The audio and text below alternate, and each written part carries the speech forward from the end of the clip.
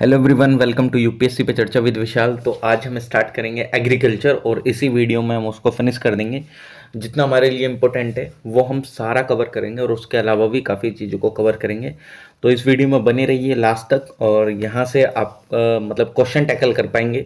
और इसमें जो मेरा सोर्स है वो PMF IAS है और डॉक्टर खुल्लर का भी इस बुक मतलब इसमें रेफरेंस लिया गया है। ठीक है। तो चलिए स्टार्ट करते हैं। क्रॉपिंग पैटर्न और मेजर क्रॉप्स वगैरह ये सारी चीज़ देखेंगे। जो मेजर क्रॉप्स हैं इंडिया में उनको देखेंगे, मेजर कैश क्रॉप्स को देखेंगे, फूड क्रॉप्स के साथ साथ तो कैश क्रॉप जो कि ऑयल सीड वाली हैं, Indian oil edible oil industry वगैरह, प्लांटेशन क्रॉप्स, हॉर्टिकल्चर, वेजिटेबल्स वगैरह, इन सबको हम देखेंगे। देखो क्रॉपिंग पैटर्न में अगर देखा जाए तो हर एक एरिया में अलग अलग क्रॉपिंग पैटर्न फॉलो होता है। और वो क्रॉपिंग पैटर्न इसलिए फॉलो होता है डिफरेंट डिफरेंट, क्योंकि वहाँ का क्लाइमेट अलग होगा, वहाँ का टेम्परेचर अलग होगा, वहाँ का रेनफॉल अलग होगा, वहाँ की हवाएं अलग होंगी, वहाँ की सॉइल अलग होगी। तो उसकी वजह से क्या होता है कि सब जगह का जो पैटर्न है वो थोड़ा वेरी वेरी करता है। ठीक। तो अगर आप देखें जैसे क्लाइमेट है जो कि राइस जहाँ पे कल्टीवेट करी जाती है, तो वहाँ पे एक्सटेंस राइस इज कल्टीवेटेड जहाँ पे जो मॉनसून है वो काफ़ी ठीक ठाक आपको देखने को मिलता है। ओके। और बट जो जहाँ मॉनसून वीक होता है वहाँ पे आपको मिलेट देखने को मिल जाएगी, वहाँ पे राइस को ग्रो नहीं करेंगे। जैसे कॉटन है, जैसे महाराष्ट्र में करी जाती है, और जो चाय है वो आसाम में ग्रो करी जाती है, और जूट जो वेस्ट बंगाल में, ये डोमिनेंट क्रॉप है क्योंकि यहाँ पे हाईली फेवरेबल कंडीशन देखने को मिलती है कल्टीवेशन की। मतलब कि यहाँ पे ये क्रॉप्स तो उगाई ही जाएंगी। क्यों? क्योंकि यहाँ पे इनकी जो कंडीशन है वो मैट हो जाती है। सॉइल अगर देखा जाए तो रिगर सॉइल जो कि एक आइडियल है वो कॉटन कल्टीवेशन के लिए, जिसको हम ब्लैक सॉइल भी देखते हैं। तो वो सॉइल वाली वीडियो भी आप देख लीजिएगा, वो मैं अपलोड कर दूंगा। ठीक। और जो इस वीडियो को बाद में देख रहे होंगे तो उनको तो अपलोड मिल ही जाएगी वीडियो, वो आप प्लेलिस्ट में जाकर चेक कर लीजिएगा ज्योग्राफी वाली में। ओके। कॉटन जो है वो एक ऑब्वियस चॉइस है इन सच अ सॉइल जिस टाइम पे जो क्लाइमेट है वो फेवरेबल होता है। जो और आपको अगर पता होता है MSP भी देती है हमारी सरकार, मिनिमम सपोर्ट प्राइस, जो कि राइस एंड व्हीट है उनको MSP ऑफर करी जाती है। ठीक, फार्मर्स को। और अगर आप वैल्यू देखें तो जो मिलेट्स जो है हाईली हिली एरियाज में, जो अरुणाचल वो हिमाचल प्रदेश और उत्तराखंड के हैं, वो रिप्लेस कर दिए गए हाई वैल्यू हॉर्टिकल्चर क्रॉप से। क्यों? क्योंकि अब यहाँ पे एप्पल्स वगैरह उगाए जाने लगे। ओके। जो राइस जो है वो प्रीफर्ड क्रॉप है डेंसली पॉपुलेटेड रीजन में, क्योंकि as there is a ready market, क्योंकि इसकी डिमांड बहुत ज़्यादा है। और अगर शुगर केन देखें तो ये मोर एक्सटेंसिवली आपको नॉर्थ इंडिया में देखने को मिल जाएगा, बिकॉज जो कंडीशंस है वो most favourable extensively in north India. Even तो जो कंडीशन मतलब देखो, नॉर्थ इंडिया में तो उगाया ही जाता है, लेकिन कंडीशन जो काफ़ी ज़्यादा वो फेवरेबल आपको साउथ इंडिया में देखने को मिलते हैं, लेकिन सबसे ज़्यादा उगाया नॉर्थ इंडिया में जाता है। ओके। तो इसकी वजह से काफ़ी सारे वेरिएशंस आपको क्रॉप पैटर्न में देखने को मिल जाता है। जो डाइवर्सिफिकेशन है क्रॉप्स का वो डिपेंड करता है कि सरप्लस फूड ग्रेन प्रोडक्शन कितना आया था, ग्रीन रेवोल्यूशन के बाद से क्या चेंजेस हुए क्या नहीं, वो हम सारा चीज़ें इसमें देखते हैं। तो जो क्रॉप डाइवर्सिफिकेशन है इन सर्टेन रीजन वो आपको नेग्लिजिबल देखने को मिलता है। जैसे राइस जो है वो कई बार डोमिनेट करता है जो वेल इरिगेटेड एरियाज, तो वहाँ पे क्रॉप डाइवर्सिफिकेशन नहीं देखने को मिलेगा। ठीक। तो साउथ इंडिया वाले में जो राइस है वो काफ़ी डोमिनेट करता है इरिगेटेड वाले पार्ट्स में। जो वीट है वो डोमिनेट करता है नॉर्थ वेस्टर्न पार्ट में कंट्री के। तो यहाँ पे इतना ज़्यादा डाइवर्सिफिकेशन नहीं देखने को मिलता है, क्योंकि इनको लगता है भाई इसी को उगाए जाओ, जब इसी को उगाने से अपना काम चल रहा है, अपने को पैसे मिल रहे हैं, हर एक चीज़ हो रही है, तो हम क्यों दूसरी चीज़ उगाएं, और वो इतना ज़्यादा हमको मुनाफा भी नहीं देगा, प्रोडक्शन भी नहीं होगा। तो ठीक।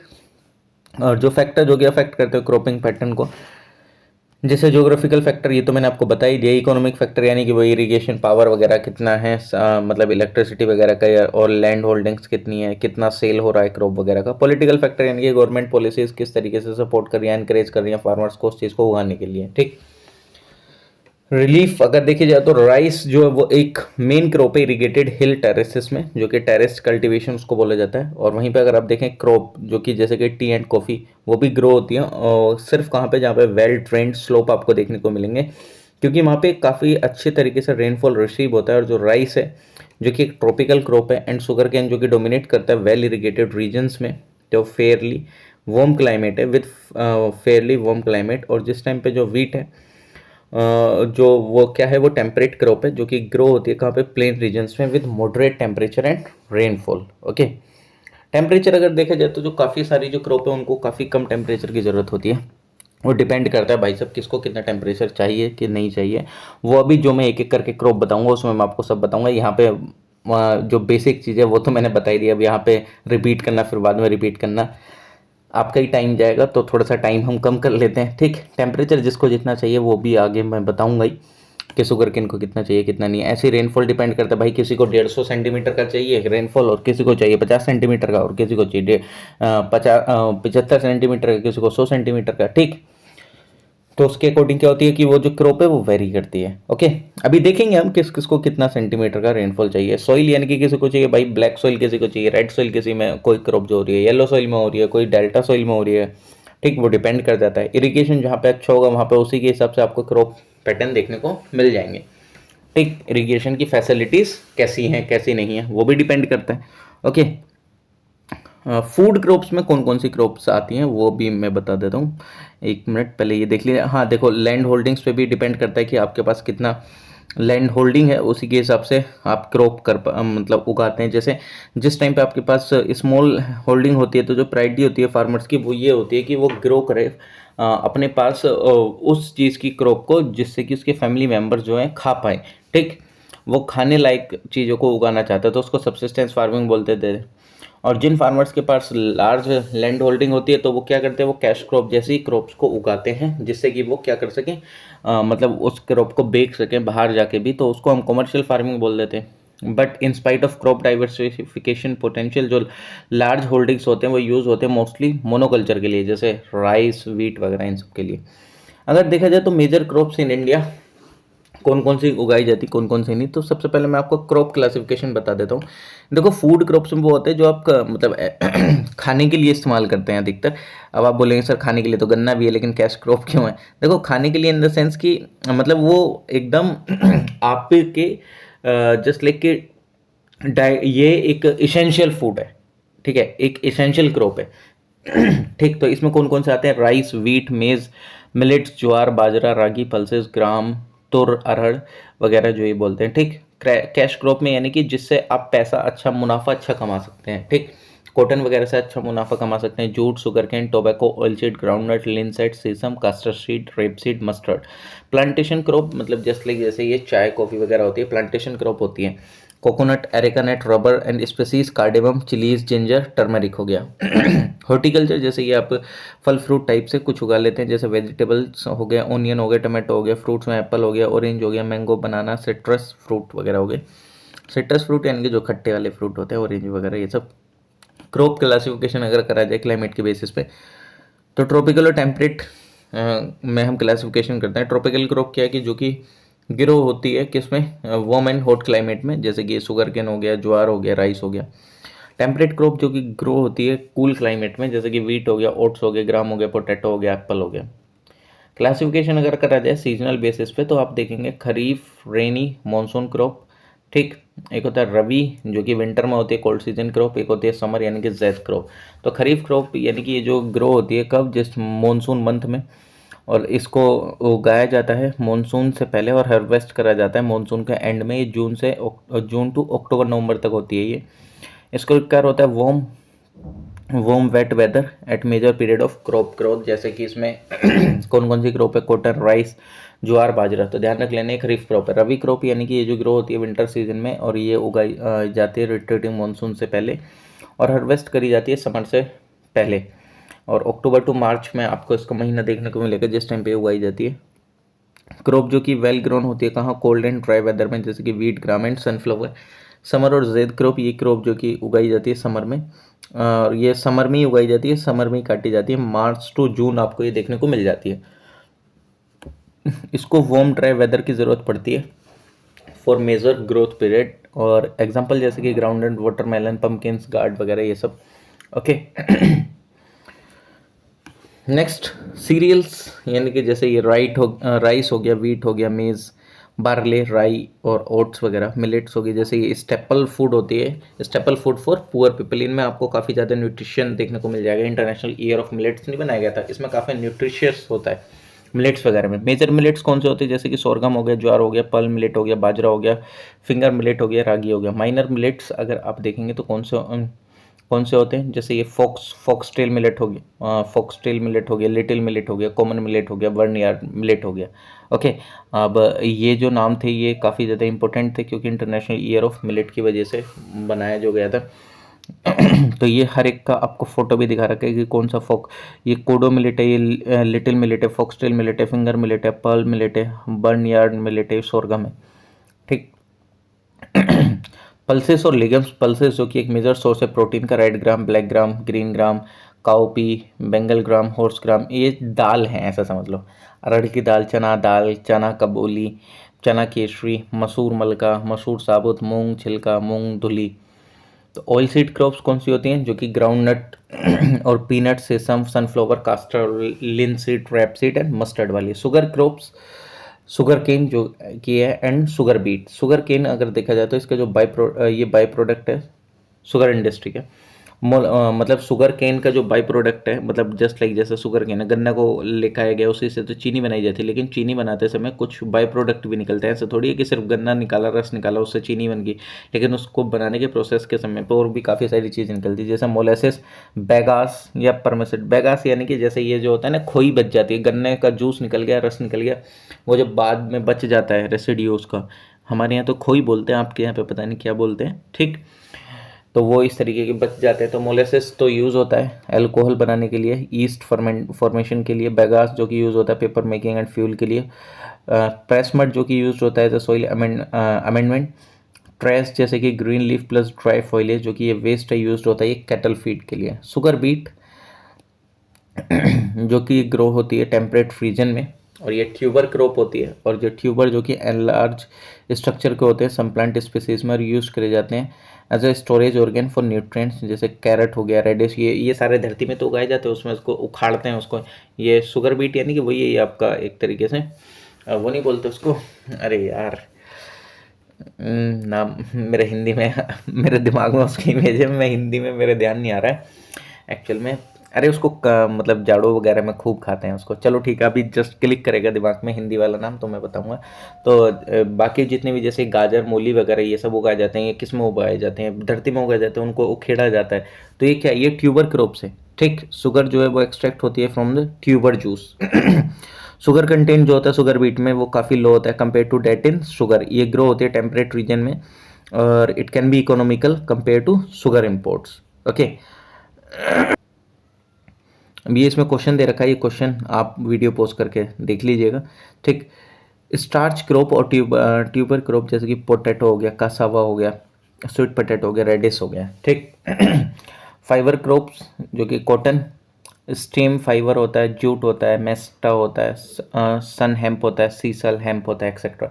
नारकोटिक्स वाले ये टोबैको हो गया, ओपियम हो गया, बीटल वाइन हो गया, एरिका नट हो गया। प्लांटेशन क्रॉप में आपके टी लीफ को, टी की चाय की पत्ती, कॉफ़ी सीड हो गया, रबड़, फिकस इलास्टिका बोलते हैं, latex, cocoa seed, palm oil, sugar cane, coconut etcetera. Spices में ginger, garlic, chilli, cumin, onion, coriander, cardamom, pepper, turmeric वगैरह ये सब। और जो क्लासिफिकेशन अगर देखा जाए based on life of crop की, कितनी लाइफ रहती है क्रॉप की, जैसे होती है कुछ सीजनल क्रॉप होती है, जैसे ये जो क्रॉप है कंप्लीट होती है इसकी लाइफ साइकिल 3 से 4 महीने में। कौन कौन सी है, rice, jowar, wheat. Two seasonal crop यानी कि ये जो क्रॉप है ये कंप्लीट करती है अपनी लाइफ साइकिल को 2 सीजन में, यानी कि 6 से 8 महीने लगते हैं, जैसे कॉटन हो गया, टर्मरिक हो गया, जिंजर हो गया। एनुअल क्रॉप यानी कि क्रॉप जिसको पूरा 1 साल चाहिए भाई साहब कंप्लीट होने के लिए, तो जो शुगर केन की खेती होती है। बाइनियल क्रॉप यानी कि जिसको चाहिए होते हैं 2 साल कम से कम, तो बनाना हो गया, पपाया हो गया। पेरिनियल क्रॉप्स यानी कि क्रॉप जो कि चलती है सालों साल, जैसे ये मैंगो का हो गया, यानी कि आम के बाग होते हैं ना, वो सालों साल चलते हैं, ऐसे थोड़ी हर उसको काटते हैं फिर दोबारा लगाते हैं, काटते दोबारा नहीं। तो ये फ्रूट क्रॉप्स वगैरह, मैंगो, गुआवा वगैरह ये सब ये सालों साल चलते हैं। अगर क्लासिफिकेशन करा जाए वाटर की अवेलेबिलिटी के बेस पे, तो रेन फेड क्रॉप होती हैं जो जिनमें कि जो कल्टीवेशन होती है क्रॉप की मेनली अवेलेबिलिटी पे और रेन वाटर की, कि मतलब वो रेन वाटर पे डिपेंडेंट है, जैसे ज्वार, बाजरा, मूंग होगी। इरिगेटेड क्रॉप्स यानी कि जिनको ज़रूरत होती है इरिगेशन वाटर की, चिली, सुगरकेन, बनाना, पपाया। क्लासिफिकेशन अगर करा जाए based on the length of photo period required for floral initiation, यानी कि जो काफ़ी सारे जो प्लांट हैं इन्फ्लुएंस्ड होते हैं by relative length of the day and night, specially for floral initiation, जिसको हम फोटो पीरियोडिज्म बोलते हैं, यानी कि कुल मिला के ऐसा समझो, कुछ होते हैं जिनको शॉर्ट डे प्लांट बोला जाता है। इनका जो फ्लावर इनिशिएशन होता है वो दिन के समय होता है और शॉर्ट होता है लेस देन 10 घंटे से कम का, जैसे राइस, ज्वार, ग्रीन ग्राम, ब्लैक ग्राम। मतलब ऐसा समझ लो कुछ रात में बढ़ रहे हैं, कुछ दिन में बढ़ रहे हैं, कुछ पूरे दिन बढ़ रहे हैं। तो लॉन्ग डे प्लांट होते हैं जिनको पूरा दिन जरूरी होता है, यानी कि मोर देन 10 घंटे उनको ज़रूरत होते हैं फ्लोरल इनिशिएशन के लिए, wheat, barley.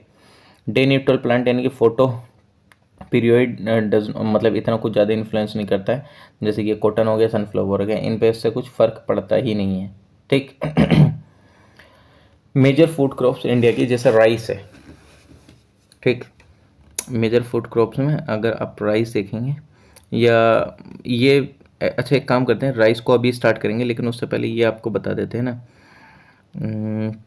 Major food crops of India. Preferred staple food जो होती हैं, जैसे कि southern and north eastern India में ये quick inroads into north western plain rice वगैरह उगाया जाता है। देखो इसमें क्रॉप सीजन वगैरह ये मैंने आपको बता ही दिया, खरीफ वगैरह ये सब। राइस से स्टार्ट कर लेते हैं। राइस जो कि ये क्या है कि एक 3 सीजन क्रॉप है जो कि ईयर अराउंड इरिगेशन इसको चाहिए एक तरीके से। डेल्टाइक रीजन्स में होती है, वेस्ट बंगाल के, कृष्ण गोदावरी के डेल्टा पार्ट्स में, यूपी बिहार के, मतलब डेल्टा नहीं है यूपी बिहार में, डेल्टा वाला ये बोल रहा था मैं, कृष्ण गोदावरी वाला डेल्टा। क्रॉप सीजन अगर देखा जाए तो जैसे खरीफ क्रॉप है, ये कहाँ पे होती है, ये रेनी सीजन में मई से जून, अगस्त, सितंबर। ये भी मैंने आपको बता दिया है, ये उसका रिपीटिशन है कि कौन से कहाँ पे होती है कहाँ पे नहीं होती है। ठीक। ये तो हमारा एक नॉर्मल है। खरीफ क्रॉप जो होती है वो विंटर ड्राई सीजन में सितंबर अक्टूबर में होती है, हार्वेस्ट फरवरी मार्च में करा जाता है। समर ड्राई में, समर ड्राई वाली यानी कि जैद क्रॉप जो कि मार्च से अप्रैल होती है, हार्वेस्ट करा जाता है जून जुलाई में। और कुछ जगहों के क्या होते हैं, 2 क्रॉप सीजन होते हैं क्योंकि इरिगेशन अवेलेबल नहीं होता समर में। तो साउथ इंडिया में अगर देखा जाएगा, कोस्टल प्लेन में, असम प्लेन में, तो ये वहाँ पे होता है। जैसे खरीफ क्रॉप जो होता है रेनी सीजन, तो ये जुलाई से अगस्त तक सोइंग होता है, अक्टूबर से नवंबर हार्वेस्ट करा जाता है। रबी क्रॉप जो कि विंटर ड्राई सीजन होता है, दिसंबर से जनवरी में इसको उगाया जाता है, मार्च से अप्रैल में काटा जाता है। कुछ क्या होता है सिंगल क्रॉप सीजन, जो कि राइस जो कि ग्रो नहीं होते हैं in dry summers and cold winters में। तो जैसे ये जो सीजन है, ये नॉर्थ वेस्टर्न स्टेट की बात करी जा रही है। जैसे खरीफ क्रॉप होता है वहाँ पे सिर्फ जुलाई सितंबर में और हार्वेस्ट करा जाता है नवंबर में। और जो रबी सीजन है वो ऑलमोस्ट डोमिनेट रहता है वीट से ही, उसके अलावा और कुछ उगता नहीं है, ऐसा मान लो। ठीक। Climatic condition for growth. तो अब मैं आपको इसमें क्लाइमेटिक कंडीशन जो बताऊंगा ना, वो मैं आपको बताऊंगा क्रॉप वाइज। ठीक। किस क्रॉप को किसको कैसे क्या ज़रूरी होता है। ओके। इसमें जो भी इम्पोर्टेंट होगा क्योंकि मैं क्रॉप वाइज कर लूँ तो ज़्यादा सही है। हाँ, तो ये राइस के बारे में ही बता रखा है। ठीक है, ये जो है ये राइस के बारे में। इसको क्लाइमेटिक कंडीशन इसकी ग्रोथ के लिए क्या चाहिए, राइस को ज़रूरत होती है हीट, रेन एंड लेबर वगैरह की। और ये ग्रो होता है 0 से लगभग 2500 मीटर अबव सी लेवल। और जो राइस है वो टॉलरेट नहीं कर पाता है कोल्ड क्लाइमेट को, और ये एग्जिस्ट करता है अबव 2500 मीटर। और ट्रॉपिकल एंड खरीफ क्रॉप है, इसको ज़रूरत होती है वार्म क्लाइमेट की। राइस जो कि ग्रो होता है almost throughout the year, 2 से 3 crop in hot and humid region में, ईस्टर्न एंड साउथर्न पार्ट के इंडिया में। नॉर्थन एंड हिली पार्ट्स में जो कंट्री के जो विंटर्स हैं वो काफ़ी ज़्यादा कोल्ड हो जाती हैं फॉर राइस कल्टिवेशन। एंड इसी वजह से क्या होता है, ओनली 1 क्रॉप ग्रो करी जाती है समर में इन दोज एरियाज जहाँ पे ये वाली कंडीशन हो जाती है ऐसी विंटर वाली। सेकेंड, इसको रिक्वायरमेंट होती है किसकी, सेमी एक्वाटिक कंडीशन की, यानी कि रेनफॉल और इरिगेशन चाहिए थ्रू आउट द सीजन। और जो सोइल है वो ड्राई नहीं होनी चाहिए ड्यूरिंग द ग्रोइंग सीजन, जिस टाइम पे उसको उगाया जा रहा है। और जो फील्ड है वो उसके अंदर में पानी होना चाहिए लगभग 10 से 12 सेंटीमीटर डीप वाटर होना चाहिए जिस टाइम पे उसको उगाया जा रहा है। इसमें आपको रिक्वायरमेंट होती है rice, this requirement of rice making it primarily a crop of plain areas. और जो राइस है वो ग्रो करी जाती है well watered lowland plain में, जिसको हम बोलते हैं वेट और लो लैंड राइस। राइस को जो कि उगाया जाता है इन एरियाज में जस्ट बिलो सी लेवल, जैसे कि इन कुट्टानाडु रीजन में केरला के। टेरेस कल्टीवेशन करा जाता है राइस का स्लोप्ड रीजन में, जैसे कि हिल्स हो गया, नॉर्थ ईस्ट स्टेट किया, शिफ्टिंग कल्टीवेशन करा जाता है, जूमिंग कल्टीवेशन करा जाता है। जो सप्लाई है वाटर की टू द हिल टेरेस वो लो होती है, एंड जो राइस है वो ग्रो करा जाता है हिली एरियाज में, एंड इसको हम ड्राई और अपलैंड राइस भी बोलते हैं। एवरेज एनुअल रेनफॉल जो होता है वो लगभग 150 सेंटीमीटर का चाहिए होता है, और ये मतलब ठीक होता है क्रॉप के लिए। और जो 100 सेंटीमीटर का आइसो हाइट, यानी कि एक इमेजनरी लाइन है, आइसो हाइट किसको बोलते हैं, ये एक इमेजनरी लाइन है जो कि ज्वाइन करती है पॉइंट्स ऑफ इक्वल रेनफॉल, यानी कि जहाँ जिन एरियाज में एकदम बराबर का रेनफॉल हो, तो जो ये 100 सेंटीमीटर का आइसो हाइट है वो फॉर्म करता है limit of rice rainfed areas में। जो राइस है वो ग्रो होता है पंजाब, हरियाणा, वेस्टर्न यूपी। और रेनफॉल जहाँ पे लेस देन होती है 100 सेंटीमीटर, तो वहाँ पे हेल्प ऑफ इंटेंसिव मतलब इंटेंसिव इरिगेशन की हेल्प लेके ग्रो कर दिया जाता है। सॉइल कंडीशन जो कि चाहिए होते हैं ग्रोथ के लिए इसकी, जो राइस है वो डोमिनेंट क्रॉप है रिवर वैलीज की, फ्लड प्लेन्स में, डेल्टास के एंड कोस्टल प्लेन में, प्लेन जो कि इजीली फ्लडेड होते हैं with the help of irrigation. और अगर आप देखेंगे तो इसमें लोमी सोइल अगर देखा जाए तो ये रिक्वायर करती है फ्रिक्वेंट इरिगेशन, एंड इसको काफ़ी ज़्यादा वाटर चाहिए क्योंकि जो वाटर होल्डिंग कैपेसिटी होती है वो इसकी काफ़ी कम होती है। तो जो डेल्टा रीजन है Punjab, Haryana and north Indian plains में ये वहाँ पे देखने को मिल जाती है। क्लेई सोइल दूसरी तरफ अगर देखी जाए तो इनमें काफ़ी ज़्यादा वाटर होल्डिंग कैपेसिटी होती है, जैसे कि कोस्टल प्लेन हो गए साउथ इंडिया के, इरीगेटेड होते हैं ये काफ़ी, इरीगेटेड रीजन्स हो गए कर्नाटका के एंड तेलंगाना के भी। राइस जो वो टोलरेट कर देता है acidic as well as alkaline soil को। ठीक। लेबर रिक्वायरमेंट अगर देखें तो राइस कल्टीवेशन को ट्रेडिशनली लेबर इंटेंसिव होती है ये। राइस जो कि प्राइमरली ग्रो करा जाता है जहाँ पर हाई पॉपुलेशन डेंसिटी होती है, लेबर एंड रेडी मार्केट होती है, लेबर इजीली मिल जाए और मार्केट इजीली मिल जाए। जैसे पंजाब हरियाणा में जो राइस कल्टीवेशन है वो मेनली डिपेंड करता है माइग्रेंट लेबर पे, जो कि बिहार से एंड ईस्टर्न यूपी से आती हैं। मेथड्स क्या है राइस कल्टीवेशन के? एक होता है ब्रॉडकास्टिंग मेथड, जिसमें जो सीड है उसको ग्रो करा जाता है हाथ के द्वारा, जैसे कि ड्राई एंड और लेस फर्टाइल सॉइल में and area with labour shortages.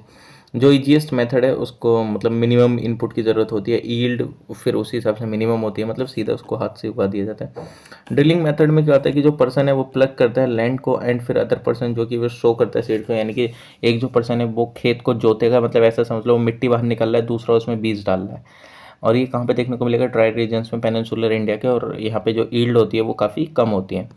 Transplantation method क्या होता है? ये एडवांस मेथड है राइस कल्टीवेशन का इंडिया में। इसमें लेस स्कोप चाहिए फॉर मैकेनाइजेशन एंड ये लेबर इंटेंसिव है, यानी कि मशीन वगैरह इतनी नहीं चाहिए। इसमें क्या होता है? ये प्रैक्टिस करा जाता है फर्टाइल सोल में विद जहाँ पे अबंडेंट रेनफॉल देखने को मिलेगा, इरीगेशन ठीक ठाक हो। पहले क्या होता है जो सीड्स हैं वो एक मतलब मान लीजिए कि ये पूरा एक फील्ड है, तो पहले एक कोने में बीज को डाल के उगा दिया जाएगा, धीरे धीरे छोटे छोटे प्लांट से बन जाएंगे, फिर इस पूरे खेत में पानी भर दिया जाएगा, फिर यहाँ से इनको उठा के फिर इस पूरे खेत में लगा दिया जाएगा। ठीक। सीड्स को जो कि ग्रो करा जाता है नर्सरी में, सीडलिंग्स आर प्रिपेयर्ड, वही वो प्रिपेयर हो जाती हैं क्योंकि डायरेक्ट बीज नहीं डालते हैं। और 1 महीने बाद जो सीडलिंग्स हैं अप्रूटेड हो जाती हैं, यानी कि उनका जो वो बाहर मतलब जो उनकी जड़ें वो बाहर निकल आती हैं, फिर उनको ट्रांसप्लांट कर दिया जाता है डिफरेंट फील्ड में, जैसे कि मैंने आपको बताया। ये डिफ़िकल्ट मेथड है क्योंकि इसको रिक्वायर होता है हैवी इनपुट्स का, बट ये काफ़ी ठीक ठाक आपको ईल्ड देती है। हमारे यहाँ यही मेथड फॉलो करा जाता है। ओके, तो इसलिए मुझे ये पता है, काफ़ी अच्छे से होता है। जापानीज मेथड अगर आप देखें तो ये highly mechanised and most advanced rice cultivation है। ये मोस्टली फॉलो होता है डेवलप्ड कंट्रीज में, जैसे कि जापान हो गए, साउथ कोरिया हो गए। सीडलिंग जो कि ट्रांसप्लांट करी जाती है इन रोज में हेल्प से, किसकी? मशीन्स की। ठीक, मशीन्स की हेल्प से करी जाती हैं। ये weeding and fertilising are fully mechanised, और जो हैवी डोज है फर्टिलाइजर्स की वो ज़रूरी होती है और बहुत ज़्यादा ईल्ड होती है। ऑब्वियसली आता है जब आप फर्टिलाइजर इतना ज़्यादा दोगे तो ईल्ड भी बहुत ज़्यादा तगड़े से ही होगी। प्रोडक्शन एंड प्रोडक्टिविटी देखी जाए तो इंडिया जो कि 18% है, सेकेंड लार्जेस्ट प्रोड्यूसर है एंड कंज्यूमर है राइस का वर्ल्ड में। चाइना के बाद लो प्रोडक्टिविटी अगर देखी जाए तो जो एवरेज ईल्ड है राइस की इंडिया में वो 2.3 टन पर हेक्टेयर है, as against the global average of 4.34 tonne per hectare. और चाइना की 6.5 टन पर हेक्टेयर है, ऑस्ट्रेलिया के 10 टन, यूएस का 7.5। ठीक। डिस्ट्रीब्यूशन अगर देखा जाए तो वेस्ट बंगाल की भारत में फर्स्ट पोजीशन है। और पॉजिटिव फैक्टर क्या है कि यहाँ पे लार्ज स्केल एल्यूवियल डिपॉजिट्स हैं, गुड वाटर रिसोर्सेज है, अबंडेंट लेबर फोर्स है। थर्ड और जो 3 क्रॉप्स हैं वो ग्रो करी जा सकती है एक साल में। नेगेटिव फैक्टर क्या है कि फ्लड आ जाती है, ईल्ड जो काफ़ी लो रहती है। सेकंड पे उत्तर प्रदेश है, जैसे ये ऊपर वाले पॉजिटिव फैक्टर है सेम इसके लिए यही है, सेम उत्तर प्रदेश के लिए नेगेटिव फैक्टर्स भी यही हैं।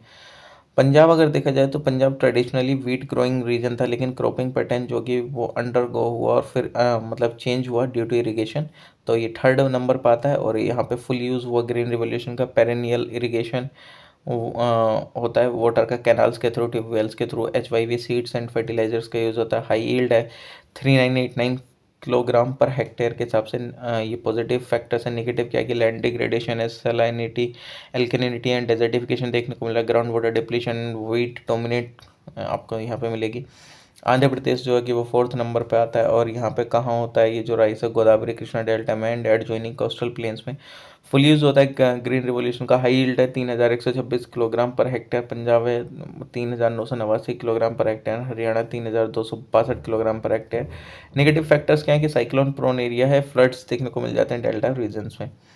अदर मेजर प्रोड्यूसर जो हैं राइस के, वो आपको उड़ीसा, बिहार देखने को मिल जाएगा 2258 kg पर हेक्टेयर। छत्तीसगढ़ लो लैंड है, लो ईल्ड देखने को मिलेगी छत्तीसगढ़ में 1749 kilogram per hectare. Assam, Brahmaputra valley, Tamil Nadu और कावेरी डेल्टा वगैरह में भी 2785 किलोग्राम पर हेक्टेयर ईल्ड देखने को मिल जाती है। तेलंगाना, हरियाणा, कर्नाटक, झारखंड, इन सब जगह भी चावल उगाए जाते हैं, बट जितना इन स्टेट्स में होता है जिनके बारे में हम ऊपर डिस्कस कर चुके हैं उतना इनमें नहीं होता है। ट्रेड अगर देखा जाए तो डोमेस्टिक राइस प्रोडक्शन जो कि मीट करता है डोमेस्टिक डिमांड को, और काफ़ी कम सरप्लस बच जाता है फिर हमारे पास एक्सटर्नल ट्रेड के लिए, क्योंकि हमारी आबादी इतनी है। इंडिया जो कि वो ऑक्यूपाई करता है फिर भी सेकंड पोजीशन राइस एक्सपोर्ट में, next only to Thailand. India जो कि बिगेस्ट एक्सपोर्टर है बासमती राइस का। पंजाब, हरियाणा, वेस्टर्न उत्तर प्रदेश जो कि प्रोड्यूस करते हैं बेस्ट क्वालिटीज़ बासमती राइस की। पंजाब, हरियाणा, तमिलनाडु, आंध्र प्रदेश एंड उत्तर प्रदेश जो कि सरप्लस स्टेट हैं, और ये सप्लाई करते हैं डेफिसिट स्टेट्स को। ये जो राइस है वेस्ट बंगाल, महाराष्ट्र, गुजरात, केरला एंड दिल्ली। वीट अगर देखा जाए तो ये second most important staple food है इंडियन पॉपुलेशन के लिए। ये रिच सोर्स है calcium, thiamine, riboflavin and iron का, और ये प्रेफर्ड स्टेपल फूड है northern and north western part में कंट्री के। क्लाइमेटिक कंडीशन क्या चाहिए भाई साहब वीट के लिए, तो जो वीट है वो एक टेम्परेट क्रॉप है जो इसको रिक्वायर होती है कूल क्लाइमेट की विद मॉडरेट रेनफॉल। ओके, और ये शो करता है ग्रेट अडेप्टेबिलिटी, एंड ये ग्रो होता है इन ट्रॉपिक्स एज वेल। ईल्ड जो होती है वो काफ़ी लो होती है इन ट्रॉपिक्स, और ये एक रबी क्रॉप है, और विंटर क्रॉप का रिक्वायर होती है cool and less moist climate की। ठीक, और अगर आप देखें इसमें 75 centimetre temporarily 75 centimetre temporarily well distributed rainfall is ideal, यानी कि 75 सेंटीमीटर तक का ही आइडियल एक रेनफॉल है। 100 सेंटीमीटर जो है कि वो हाईएस्ट हो जाता है, और तो आइसो हाइट है जो कि 100 सेंटीमीटर का सेपरेट करता है वीट ग्रोइंग एरियाज़ को राइस ग्रोइंग सीजन से। और खरीफ सीजन के अंदर जो राइस है रिप्लेस कर देता है वीट को। In the winter wheat belt region, Punjab, Haryana, इन सब में। और जो लाइट डिजल्स है एंड क्लाउडीनेस है, एग्जांपल के लिए जैसे वेदर जो कि ब्रॉट आउट करा जाता है वेस्टर्न डिस्टर्बेंसेस के थ्रू, तो जो लाइट ड्रिजल एंड क्लाउडीनेस है at the time of ripening help करता है इंक्रीज करने में ईल्ड को। फ्रोस्ट जो कि फ्रोस्ट जो होता है फ्लावरिंग टाइम पे, उसकी वजह से क्या होता है काफ़ी हैवी डैमेज हो जाता है।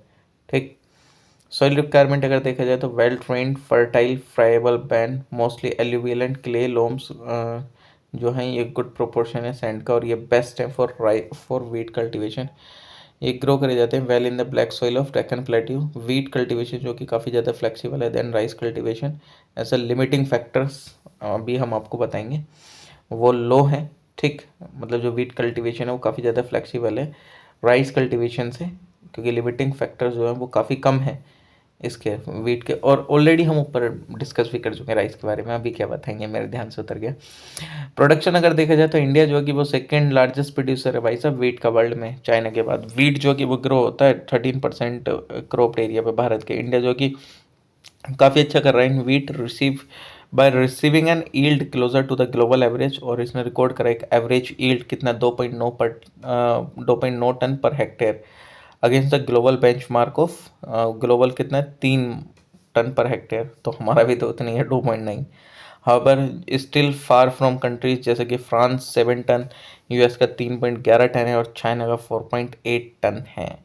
डिस्ट्रीब्यूशन अगर देखा जाए तो वीट प्रोडक्शन जो कि मेनली कन्फाइंड है नॉर्थ वेस्टर्न पार्ट में कंट्री के, और जो Punjab, Haryana and western part है यूपी के, वो अर्न करते हैं डिस्टिंक्शन, और इसी वजह से इनको क्या कहा जाता है ग्रीनरी ऑफ इंडिया के नाम से जाना जाता है। अभी ये टेबल पढ़ेंगे, बस ये लास्ट के 2-3 पॉइंट और बता दूं।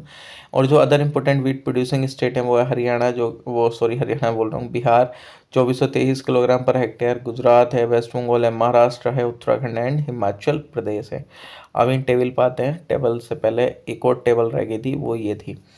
रीजन्स जहाँ जहाँ पे होता है सोइंग मंथ और हार्वेस्टिंग मंथ कौन सा होता है। देखो अगर हम कर्नाटका की, महाराष्ट्र की, आंध्र प्रदेश की, मध्य प्रदेश की बात करें, वेस्ट बंगाल की, जो कि सेंट्रल एंड साउथर्न पेनिनसुला है, एग्रोक्लाइमेटिक रीजन है ये, तो उगाया कब जाता है इसको, सितंबर और अक्टूबर में। हार्वेस्टिंग मंथ कौन सा होता है, जनवरी एंड फेब।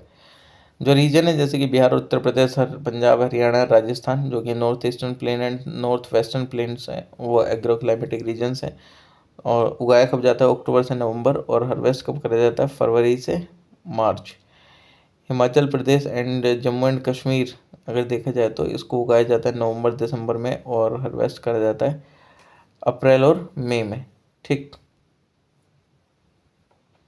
चलिए next. State positive factor and negative factor. Uttar Pradesh अगर देखा जाए तो ये 1/3 ऑफ एरिया एंड इसका 1/3 एरिया जो है वो प्रोडक्शन करता है वीट कंट्री का। पॉजिटिव फैक्टर अगर देखा जाए तो फाइन एल्यूवियल सॉइल आपको देखने को मिल जाएगी, डिपॉजिट करी जाती है किसके द्वारा, गंगा एंड उसके ट्रिब्यूटरी के द्वारा। क्लोज नेटवर्क आपको देखने को मिलता है कैनाल्स का, जो कि सप्लीमेंट करा जाता है काफ़ी लार्ज नंबर ऑफ ट्यूबवेल्स। और जो दोआब है वो बेस्ट वीट प्रोड्यूसिंग एरियाज है, जैसे Ganga Ghaghar Doab and Ganga Yamuna Doab. Negative factor क्या है, जो वीट प्रोडक्शन है to the east of Varanasi वो डिक्लाइन होता है ड्यू टू हाई रेनफॉल। और ये क्वेश्चन मेंस में भी आ चुका है। पंजाब के अंदर अगर देखा जाए तो 17.42% जो वीट प्रोडक्शन एंड जो 11.38% है वीट एरियाज जो कि भारत के हैं। और ये सेकेंड नंबर पर आता है पंजाब, जो कि ग्रीन रेवोल्यूशन जो कि वो यूटिलाइज करा गया था to the fullest. Excellent irrigation system जो कि प्रोवाइड करता है, excellent irrigation system provided by a close network of canals and the tubewells. जो लाइट रेनफॉल एसोसिएटेड होती है वेस्टर्न डिस्टर्बेंसेस के साथ विंटर में। फर्टाइल एलिवेल सॉइल जो कि ब्रोट आउट करी जाती है रिवर्स के द्वारा। पंजाब फार्मर जो कि प्रोग्रेसिव एंड विलिंग होते हैं अडॉप्ट करने के लिए new farm technologies. Highest yield आपको देखने को मिलेगी 4577 किलोग्राम है पर हेक्टेयर इन इंडिया, वो सॉरी हाँ इन इंडिया ही है। नेगेटिव फैक्टर्स के लैंड डिग्रेडेशन हो जाता है, ग्राउंड वाटर डिप्लीशन हो जाता है। ओके, और थोड़ा बहुत रेनफॉल भी हो जाता है इस वाली पार्ट में, ये जो वेस्टर्न डिस्टर्बेंसेस की वजह से विंटर में। और जो फर्टाइल एलिवियल सॉइल है वो रिवर्स के द्वारा लाई जाती है। और जो पंजाब फार्मर्स हैं वो प्रोग्रेसिव एंड विलिंग है अडोप्ट करने के लिए न्यू फॉर्म टेक्नोलॉजीज़। और जो यह हाईएस्ट यील्ड है 4577 किलोग्राम पर हेक्टेयर आपको देखने को मिली भारत में। ठीक, और यहीं पे नेगेटिव फैक्टर अगर आप देखें तो land degradation, ground water depletion आपको देखने को मिलेगा। मध्य प्रदेश के अंदर में अगर आप देखेंगे तो ये थर्ड नंबर पर आता है। क्लाइमेट सूटेड है वीट कल्टिवेशन के लिए विंटर में, लेस फर्टाइल सॉइल है, लेस डेवलप्ड इरिगेशनल फैसिलिटीज़, लो यील्ड है 2470 kilogram per hectare. Haryana fourth पे है। ठीक, हरियाणा जो है वो फोर्थ पोजीशन पर आता है, जैसे कि पंजाब में यह हाईएस्ट यील्ड है 4448 किलोग्राम पर हेक्टेयर। और सेम इन पंजाब जो नेगेटिव फैक्टर थे, राजस्थान में क्या इंदिरा गांधी कैनाल है जो कि बनाती है इसको काफ़ी ज़्यादा wheat cultivation possible in many parts of Rajasthan. और नेगेटिव अगर देखा जाए तो काफ़ी ज़्यादा स्ट्रेच है, सैंडी डेजर्ट का, स्कार्सिटी रेनफॉल की, पोसिटी इरीगेशन फैसिलिटीज़ की, लैंड डिग्रेडेशन है। Other important wheat producing states ये तो मैंने आपको बता ही दिया। और जो बाकी तो फिनिश हो गए। मेज स्टार्ट करते हैं। मेज जो कि एक फन नॉन इसको जाना जाता है इंडियन कॉर्न के नाम से, ये यूज़ करी जाती है as a food and fodder. USA produce करता है maize mainly feed of the cattle, यानी कि कैटल को खिलाने के लिए काफ़ी कम यूज़ होती है एज अ फूड। और क्लाइमेट रीजन इसमें गल्फ टाइप। और जो मेज है वो ग्रो होती है under varied climate and soil condition. जो कंडीशन है ग्रोथ के लिए, मेज जो है वो एक रेन फेड खरीफ क्रॉप है। मोस्टली ये ग्रो होती है रीजन्स में जहाँ पे सेमी एरिड कंडीशन होती है 25 से 75 सेंटीमीटर की। और जहाँ पे rice and white wheat production possible नहीं हो पाता है, ये ग्रो होती है इन उन एरियाज़ में जहाँ पे मोर देन 100 सेंटीमीटर का रेनफॉल आपको देखने को मिल जाता है। बट ऐसा नहीं है, ये वहाँ ग्रो नहीं होती हैं। It can not be grown, ठीक है। मोर देन 100 सेंटीमीटर यानी कि 100 सेंटीमीटर से ऊपर हो गया तो ग्रो नहीं होंगे। ओके, तमिलनाडु जो कि इन तमिलनाडु में एक रबी क्रॉप है एंड ये क्या होती है एंड ये उगाई जाती है few weeks before the onset of winter rainy season, सितंबर में एंड अक्टूबर में। बिकॉज जो रेन फिर वो ओकर होती है mostly November and December in eastern Tamil Nadu. Well drained and fertile loam जो कि फ्री होती है from coarse materials and rich होती है नाइट्रोजन में, तो वो काफ़ी आइडियल होती है। और जो कल्टीवेशन है मेज का इंडिया में वो करेक्टराइज्ड है इंटर कल्चर की वजह से, that is along with pulses vegetable and oil seeds. Distribution अगर आप देखें तो जो 2/3 है मेज का ये प्रोड्यूस होता है स्टेट पर आंध्र प्रदेश, तेलंगाना, कर्नाटक, बिहार, महाराष्ट्र एंड राजस्थान में। कर्नाटक जो कि सेकंड लार्जेस्ट प्रोड्यूसर है, ये फॉलो करा जाता है। उसके बाद आता है फिर महाराष्ट्र, ठीक, कर्नाटक के बाद महाराष्ट्र। मिलेट्स अगर देखा जाए तो ये शॉर्ट ड्यूरेशन है, 3 से 4 महीने में होती है, वार्म वेदर ग्रासेस है और ये ग्रो होती है लेस फर्टाइल एरियाज में। ये प्रोवाइड करते हैं food for the poor people, jowar, bajra and ragi. Jowar जो कि सोरगम होता है, ये हाई न्यूट्रिशन वैल्यू होती है। कंडीशन फॉर ग्रोथ, ज्वार जो कि रेनफेड क्रॉप है, ड्राई फार्मिंग एरियाज की ज्वार जो कि ग्रो करी जाती है both as kharif as well as a rabi crop. और ये ग्रो नहीं होती है जहाँ पे जो रेनफॉल एक्सीड हो जाता है 100 centimetre. Clay, deep regur and alluvium जो कि बेस्ट सुटेड सॉइल होते हैं फॉर ज्वार।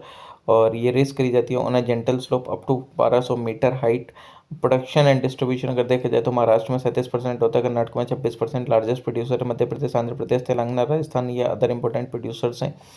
बाजरा जो कि बुल रश मिलेट बोला जाता है, बाजरा जो कि सेकंड मोस्ट इंपॉर्टेंट मिलेट है, जैसे कि जस्ट लाइक ज्वार ये यूज़ करा जाता है as a food and fodder drier parts में कंट्री के। कंडीशन क्या है ग्रोथ के लिए, बाजरा जो कि एक रेनफेड खरीफ क्रॉप है, ड्राई एंड वार्म क्लाइमेट की ग्रो करी जाती है एरियाज में। 40 से 50 सेंटीमीटर के एनुअल रेनफॉल में, अपर लिमिट है 100 सेंटीमीटर की। बाजरा जो कि ग्रो करा जाता है poor light Sandy soil, black and red soil में ये सोन करा जाता है मतलब ये उगाया जाता है इधर एज अ प्योर और mix crop with cotton, jowar and ragi. Production and distribution, Rajasthan जो कि फर्स्ट नंबर पर आता है और उत्तर प्रदेश सेकंड पे, एंड गुजरात एंड हरियाणा जो कि इम्पोर्टेंट प्रोड्यूसर हैं। राजस्थान जो कि अकाउंट करता है लगभग 44.39% टोटल प्रोडक्शन में, ठीक। रागी जो कि एक मेनली ग्रो करी जाती है ड्रायर पार्ट्स में साउथ इंडिया के, मोस्टली ड्रायर पार्ट्स में कर्नाटका के। और रिक्वायर होता है वार्म क्लाइमेट का एंड 50 to 100 सेंटीमीटर रेनफॉल। ये रेस्ट होता है वैरायटी ऑफ सॉइल में, जैसे कि light black Sandy, well trained alluvial और लोम्स वगैरह में। और अगर देखा जाए तो नेक्स्ट ये रेनफेड खरीफ क्रॉप है जो कि उगाया जाता है मई एंड अगस्त के बीच में, हार्वेस्ट करा जाता है सितंबर एंड जनवरी के बीच में। कर्नाटक जो कि लार्जेस्ट प्रोड्यूसर है, 73.23% होता है ये। उत्तराखंड जो कि सेकंड लार्जेस्ट है प्रोड्यूसर, ट्रिकी पॉइंट है ये एक तरीके से प्रीलिम्स के लिए अगर देखा जाए तो। और तमिलनाडु जो कि थर्ड लार्जेस्ट प्रोड्यूसर है, ठीक। महाराष्ट्र, आंध्र प्रदेश एंड जो अदर इम्पोर्टेंट प्रोड्यूसर्स हैं इसके अलावा, ठीक। तो इसको ध्यान रख लेना, ये काफ़ी मतलब पूछ ली जाए अगर रागी में तो उत्तराखंड का नाम अगर ध्यान ना रहे सेकंड लार्जेस्ट प्रोड्यूसर में तो। बार्ले जो कि बिसाइड फूड ये यूज़ करा जाता है मैन्युफैक्चरिंग करने के लिए, बियर एंड विस्की के लिए। फूड के अलावा कंडीशन क्या है, ये टॉलरेट नहीं करता high heat and high humidity. ये ग्रो करा जाता है एरिया में जहाँ पे जो रेनफॉल है वो 75 सेंटीमीटर से 100 सेंटीमीटर तक का रहता है। ये ग्रो करा जाता है as rabi crop in the great plains and valleys of the western Himalaya. ये ग्रो करा जाता है up to an latitude of 1300 metre in Uttarakhand. Production and distribution अगर देखा जाए तो प्रोडक्शन जो कि डिक्लाइन हुआ है over time, just like most of the millets. और जो राजस्थान है वो लार्जेस्ट प्रोड्यूसर है 40%, उत्तर प्रदेश जो कि सेकंड लार्जेस्ट है। इसके अलावा पल्सेस पल्सेस जो कि इंक्लूड करती है नंबर ऑफ क्रॉप्स जो कि प्रीवियस मोस्टली लेग्यूमिनस है। पल्सेस में हैव कैपेसिटी होती है फिक्स करने की atmospheric nitrogen in the soil. Gram अगर देखा जाए तो ये मोस्ट इंपॉर्टेंट है ऑफ ऑल द पल्सेस। ये प्रीफर करती है माइल्ड कोल्ड यानी कि 20 से 25 degree Celsius temperature and comparatively dry climate यानी कि 40 से 50 सेंटीमीटर रेनफॉल। ये एक रबी क्रॉप है, ये ग्रो होती है वेल लोमी सॉइल्स पे। ये cultivated as a pure of mixed with wheat barley, linseed and mustard. And ये मिक्स्ड क्रॉपिंग है जो कि हेल्प करती है चेक करने के लिए gram pleat to some extent. Production and distribution अगर देखा जाए तो ग्राम जैसे कि ग्राम लाइक जैसे मिलेट्स हैं वो सफ़र करते हैं a lot at hands of wheat. जो मोस्ट ऑफ द ग्राम है वो आता है कहाँ से, मध्य प्रदेश से, राजस्थान से, महाराष्ट्र। मध्य प्रदेश जो है वो लार्जेस्ट प्रोड्यूसर है 40%, और जो आंध्र प्रदेश है और रायलसीमा जो रीजन है और यूपी कर्नाटका ये अदर मेजर प्रोड्यूसिंग एरियाज है। तुर और अरहर, पीजन, पी और रैक्ट्री ग्राम। तुर जो कि वो सेकंड मोस्ट इंपॉर्टेंट पल्स है, ये ग्रो करी जाती है एज अ खरीफ क्रॉप। ये एरिया जो है माइल्ड विंटर्स के ग्रो करी जाती है एज अ रबी क्रॉप। ये ग्रो करी जाती है as a dry crop mixed with other crop जैसे कि jowar, bajra, ragi, maize, cotton, groundnut etcetera. And ये seldom grown as a single crop. और ये कंडीशन द ग्रोथ की आर मोर और लेस सिमिलर है to those of other pulses and millets. Distribution अगर देखा जाए तो महाराष्ट्र जो कि लार्जेस्ट प्रोड्यूसर है तुर्का इन इंडिया में 29%। मध्य प्रदेश जो कि सेकंड लार्जेस्ट प्रोड्यूसर है। Bihar has a distinction of giving highest yield per hectare, बहुत ज़्यादा अच्छा ईल्ड हो जाता है। Major crop, major cash crop यानी कि जो जिनसे एकदम पैसा बनता है, पैसा आएगा यहाँ से, कैश क्रॉप जो कि ग्रो करी जाती है for sale in the market जैसे कॉटन, जूट्स वगैरह के, टोबैको, ऑयल सीड। और कैश क्रॉप जो कि मेजर कंट्रीब्यूटर एग्रीकल्चर जीडीपी में इंडिया के ये ऑक्यूपाई करते हैं only 15% of the crop area, but account for over 40% of the agriculture production by value. 40 पर वैल्यू में अगर देखा जाए तो 40% कॉन्ट्रीब्यूशन है भाई सब परसेंटेज वाइज। कॉटन अगर देखा जाए तो ये मोस्ट इंपॉर्टेंट फाइबर क्रॉप है, ये यूज़ करी जाती है वनस्पति इंडस्ट्री, और ये पार्ट है फूडर का फॉर मिल्च कैटल। कंडीशन क्या है इसकी ग्रोथ के लिए, तो जो कॉटन है वो एक ट्रॉपिकल एंड सब ट्रॉपिकल क्रॉप है, ये रिक्वायर करती है यूनिफॉर्मली हाई टेम्परेचर 21 से 30 डिग्री सेल्सियस का ग्रो करी जाती है well with in the average annual कितना रेनफॉल 50 से 100 सेंटीमीटर। और जो most of the irrigated area under cotton वो पंजाब में, हरियाणा, गुजरात एंड राजस्थान में होता है। हाई अमाउंट होती है रेनफॉल की इन बिगनिंग, और हेल्प होती है in sprouting of seeds and sunny and dry weather at ripening time. Moist weather चाहिए होता है during ripening, leads to pest attack. और अगर देखा जाए तो मतलब हाई अमाउंट ऑफ रेनफॉल चाहिए बिगनिंग में, और अगर देखा जाए तो जिस टाइम पे इसको उगाया जाता है, and sunny and dry weather चाहिए इसको बीच में एक तरीके से, जिस टाइम पे इसको पकने वाला होता है ये इसके लिए अच्छा होता है क्रॉप के लिए। अनफेवरेबल फैक्टर्स क्या होते हैं कि जो ग्रोथ है वो रिटार्ड हो जाती है, यानी कि 20 डिग्री सेल्सियस से कम पे नहीं होगा। और फ्रॉस्ट जो कि एनिमी है इसका, number of the cotton, number one of the cotton plant, ये नंबर वन पे आता है भाई सब, जो इसका एनिमी है एक ग्रो करा जाता है एरियाज में जहाँ पे एटलीस्ट 210 फ्रॉस्ट फ्री डेज देखने को मिले एक साल में। Moist weather and heavy rainfall देखने को मिलते हैं at the time of boll opening, जिस टाइम पे वो बॉल ओपन होती है जहाँ से जब कॉटन निकलना स्टार्ट होता है। ओके, एंड पिकिंग रेंस जो है वो लीड करती है फाइव, वो ऑब्वियसली आता है उस फाइबर को डैमेज कर देंगे, पानी गिर जाएगा क्या होगा जैसे, और ये कॉटन है उसमें पानी भर जाता है। ठीक, ये डेट्रीमेंटल है टू कॉटन, और एज अ प्लांट जो वो हो जाता है काफ़ी ज़्यादा vulnerable to pest and disease. Almost 65% जो है एरिया का वो under cotton is rain fed है। Erratic and poorly distributed rains में ये subject to severe attack of pest and diseases देखने को मिल जाते हैं। क्रॉप सीजन अगर देखा जाए तो कॉटन जो कि एक खरीफ क्रॉप है जो कि रिक्वायर करती है 6 से 8 मंथ मैच्योर होने के लिए। इसका जो टाइम है सोइंग एंड हार्वेस्टिंग का डिफर करता है डिफरेंट पार्ट में कंट्री के। ओके, रीजन, सोइंग टाइम और हार्वेस्टिंग टाइम और नोट। रीजन अगर देखा जाए तो पंजाब एंड हरियाणा में जो जब उगाई जाती है वो अप्रैल और मई में उगाई जाती है। हार्वेस्टिंग होती है दिसंबर और जनवरी में, और ये प्रिवेंट करता है crop damage due to winter frost. Peninsular region में अगर देखा जाए तो अप टू अक्टूबर इसको उगाया जाता है, जनवरी से मई के बीच में हार्वेस्ट करा जाता है, और there is no danger of winter frost. Region जो कि तमिलनाडु, जो कि both as a kharif and rabi crop इसको उगाया जाता है। उगाया कब जाता है, before the onset of retreating monsoon October में, January Feb in the region of irrigation, और हार्वेस्ट करा जाता है अप्रैल और मई में, अगस्त और सितंबर में। अगर देखा जाए तो जिस टाइम पे ये अप्रैल और मई में उगाया जाता है तो एडुकेट अमाउंट ऑफ रेनफॉल जो ये होती है फॉर स्प्राउटिंग ऑफ सीड्स। अगस्त और सितंबर में जो तमिलनाडु है वो ड्राई रहना चाहिए ड्यूरिंग अगस्त और सितंबर, जिससे कि जो so the picking period is free of rains. जो काफ़ी सारी जो क्रॉप है वो उगाई जाती है mixed with other kharif crop, जैसे मेज़, ज्वार, रागी, सीसम, कास्टर, ग्राउंडनट एक्सेट्रा। सॉइल अगर देखा जाए तो डीप ब्लैक सॉइल चाहिए होती है, regur lava soil of the Deccan plateau, Malwa plateau की एंड दोज ऑफ गुजरात, ये बेस्ट सुटेड है इस कॉटन कल्टीवेशन के लिए। ये ग्रो होती है well in alluvial soil of Sutlej, Ganga plain and red and laterite soil में पेनिनसुलर रीजन के कॉटन जो कि क्विकली एग्जॉस्ट कर देती है फर्टिलिटी ऑफ सॉइल। लेबर अगर देखा जाए तो since picking of cotton is not yet mechanised और काफ़ी ज़्यादा cheap and efficient labour required होती है। नॉर्मली जो पिकिंग होता है सीजन का वो स्प्रेड होता है over a period of about 3 months.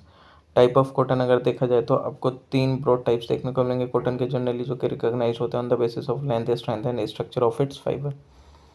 Long staple cotton अगर देखा जाए तो है लॉन्गेस्ट फाइबर होता है, जो कि लेंथ वेरी करती है 24 से 27 mm। फाइबर है वो फाइन होता है एंड लस्ट्रस होता है एंड यूज़ होता है बनाने के लिए सुपीरियर क्वालिटी क्लॉथ। ये फेच करता है best price and about half of the total cotton जो कि प्रोड्यूस होती है इंडिया में लॉन्ग स्टेपल है। ठीक, और ये लार्जली ग्रो होती है पंजाब में, हरियाणा में, महाराष्ट्र में, तमिलनाडु, मध्य प्रदेश, गुजरात एंड आंध्र प्रदेश में। मीडियम स्टेपल कॉटन जो कि लेंथ अगर देखी जाए इसके फाइबर की बिटवीन 20 mm एंड 24 mm आपको देखने को मिल जाएगी। अबाउट 44% जो टोटल कॉटन प्रोडक्शन का इंडिया में वो मीडियम स्टेपल है। राजस्थान, पंजाब, तमिलनाडु, मध्य प्रदेश, उत्तर प्रदेश, कर्नाटक एंड महाराष्ट्र जो कि मेन प्रोड्यूसर हैं इसके। शॉर्ट स्टेपल कॉटन अगर देखा जाए तो ये क्या है, इन्फीरियर कॉटन है जो कि फाइबर कम होता है देन 20 mm लॉन्ग। ये यूज़ होता है मैन्युफैक्चरिंग के लिए, इन्फीरियर क्लॉथ एंड फेच करता है लेस प्राइस। अबाउट 6% जो टोटल प्रोडक्शन है वो शॉर्ट स्टेपल कॉटन होता है। UP, Andhra Pradesh, Rajasthan, Haryana and Punjab main producer होते हैं इसके। ठीक। डिस्ट्रीब्यूशन अगर देखा जाए तो इंडिया जो वो सोल डिस्टिंक्शन होता है, ग्रो करता है all the 3 cultivated species cotton की। इंडिया में जो कि कॉटन जो कि ग्रो होता है 3 डिस्टिंक्ट एग्रो इकोलॉजिकल जोन में। नॉर्थन में पंजाब, हरियाणा, राजस्थान में, सेंट्रल में गुजरात, महाराष्ट्र एंड मध्य प्रदेश में, एंड साउथर्न जोन में आंध्र प्रदेश, तमिलनाडु में एंड कर्नाटका में। स्टेट ऑपोजिशन और फैक्टर इंपॉर्टेंट है। जैसे स्टेट अगर देखा जाए, गुजरात फर्स्ट है प्रोडक्शन में 25%, रेगर ब्लैक कॉटन सॉइल 80 से 100 centimetre annual rainfall. Maharashtra second पे इन प्रोडक्शन 22% होता है, Regar deep black cotton soil जो कि काफ़ी मतलब ठीक है इसके लिए और सफ़र करता है, ये लो प्रोडक्टिविटी आपको देखने को मिल जाती है। आंध्र प्रदेश थर्ड है प्रोडक्शन में 21% देखने को मिला, कंडीशन जो कि फेवरेबल नहीं है जैसे कि गुजरात एंड महाराष्ट्र में है। हरियाणा जो कि फोर्थ लार्जेस्ट प्रोड्यूसर है कॉटन का इंडिया में। इंडिया जो कि एक्सपोर्ट करता है इन्फीरियर क्वालिटी की कॉटन मेनली यूके में, जहाँ पर ये मिक्स करी जाती है सुपीरियर क्वालिटी की कॉटन के साथ। इंडिया जो कि एक बिग इम्पोर्टर है किसका, superior quality long staple cotton का, जो कि मेनली कहाँ से होती है, USA, Russia, Sudan and Kenya से। प्रोडक्शन अगर देखा जाए तो इंडिया जो कि largest area under cotton cultivation है वर्ल्ड में, बट इन प्रोडक्शन अगर देखा जाए तो वर्ल्ड में थर्ड लार्जेस्ट प्रोड्यूसर है after China and the USA. BT cotton अगर देखा जाए तो महाराष्ट्र लार्जेस्ट एरिया जो अंडर बीटी कॉटन आपको देखने को मिलेगा, फॉलोड बाय उसके बाद आपको आंध्र प्रदेश, गुजरात एंड मध्य प्रदेश। नॉर्थ में in north Punjab and Haryana जो कि जाने जाते हैं बीटी कल्टिवेशन के लिए। बीटी का मतलब क्या होता है, bacterium Bacillus thuringiensis, not biotechnology, Bacillus thuringiensis जो कि प्रोड्यूस करता है टॉक्सिन जिसको बोला जाता है बीटी टॉक्सिन, जो कि डेट्रीमेंटल है for certain kind of pest bollworms जो कि अफेक्ट करते हैं कॉटन क्रॉप को, इन्फेक्ट करते हैं कॉटन क्रॉप को। ये जो ट्रेट है बैक्यूलस थ्यूरिंजिनियसिस वो एक इंड्यूस होता है into cotton bye genetic modification. And जो जेनेटिकली मॉडिफाइड कॉटन है वो एबिलिटी प्रोड्यूस हैज़ द मतलब उसके पास एबिलिटी है प्रोड्यूस करने की बीटी टॉक्सिन को, जिसको हम बोलते हैं एज अ बीटी कॉटन। जो बीटी कॉटन है वो फर्स्ट टेस्टेड है यूएसए में, एंड ये कल्टीवेशन हुआ इसका 1995 में, फिर चाइना में 1997 में, इंडिया में 2002 में, और फिर बाद में फॉलो करा गया the cultivation of BT cotton.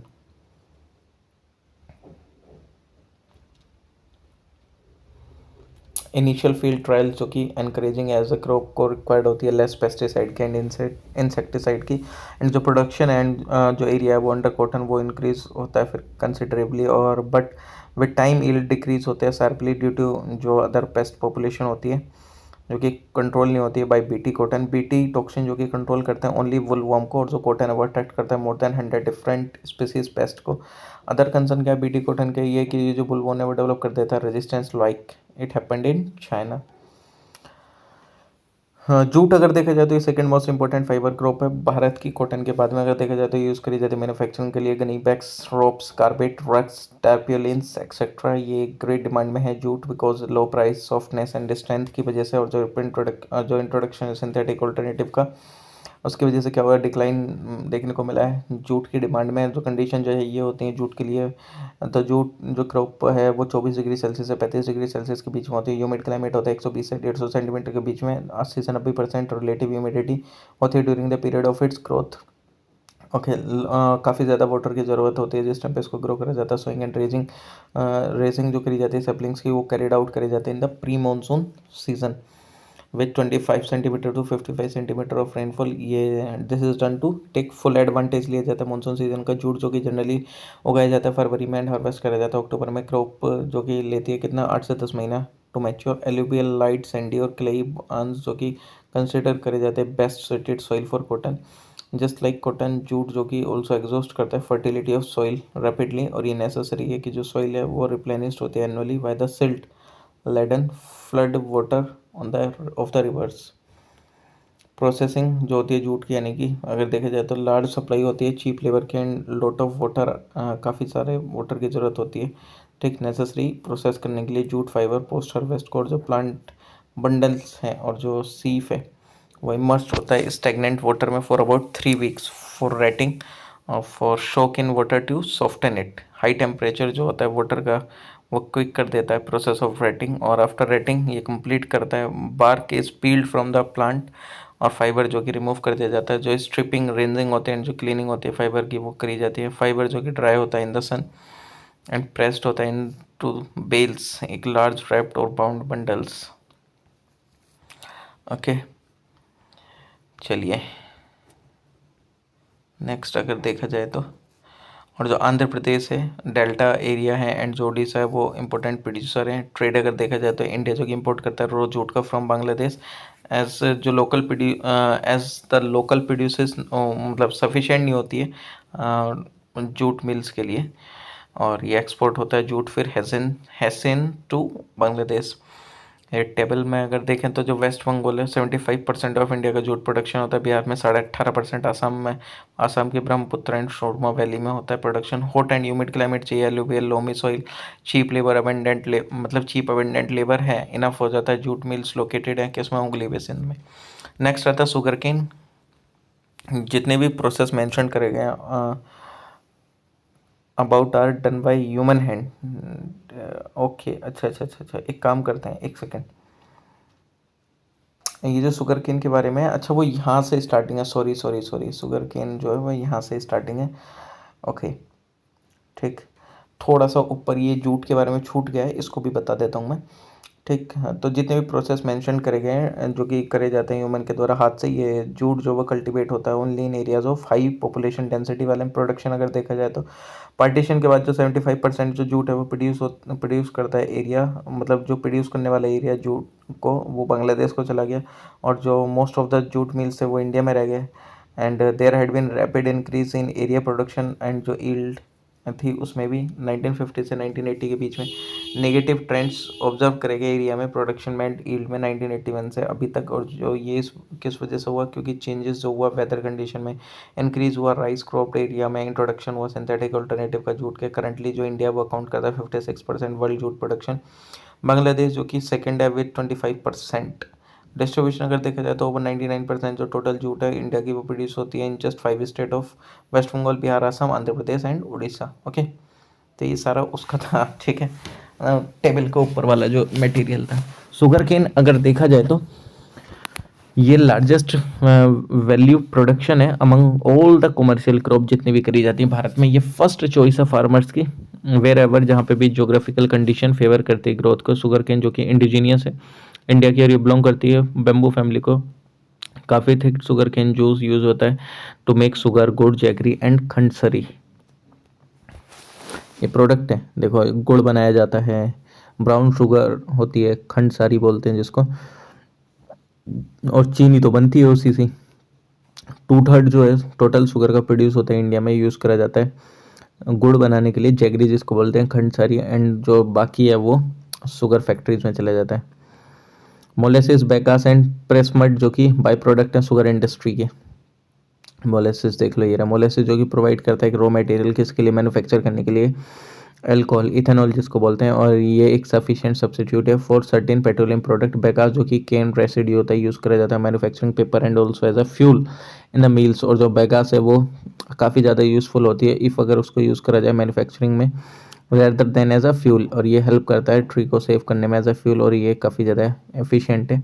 वो it can help to save trees as fuel, और ये इट इज़ वेरी इनएफिशिएंट। ठीक,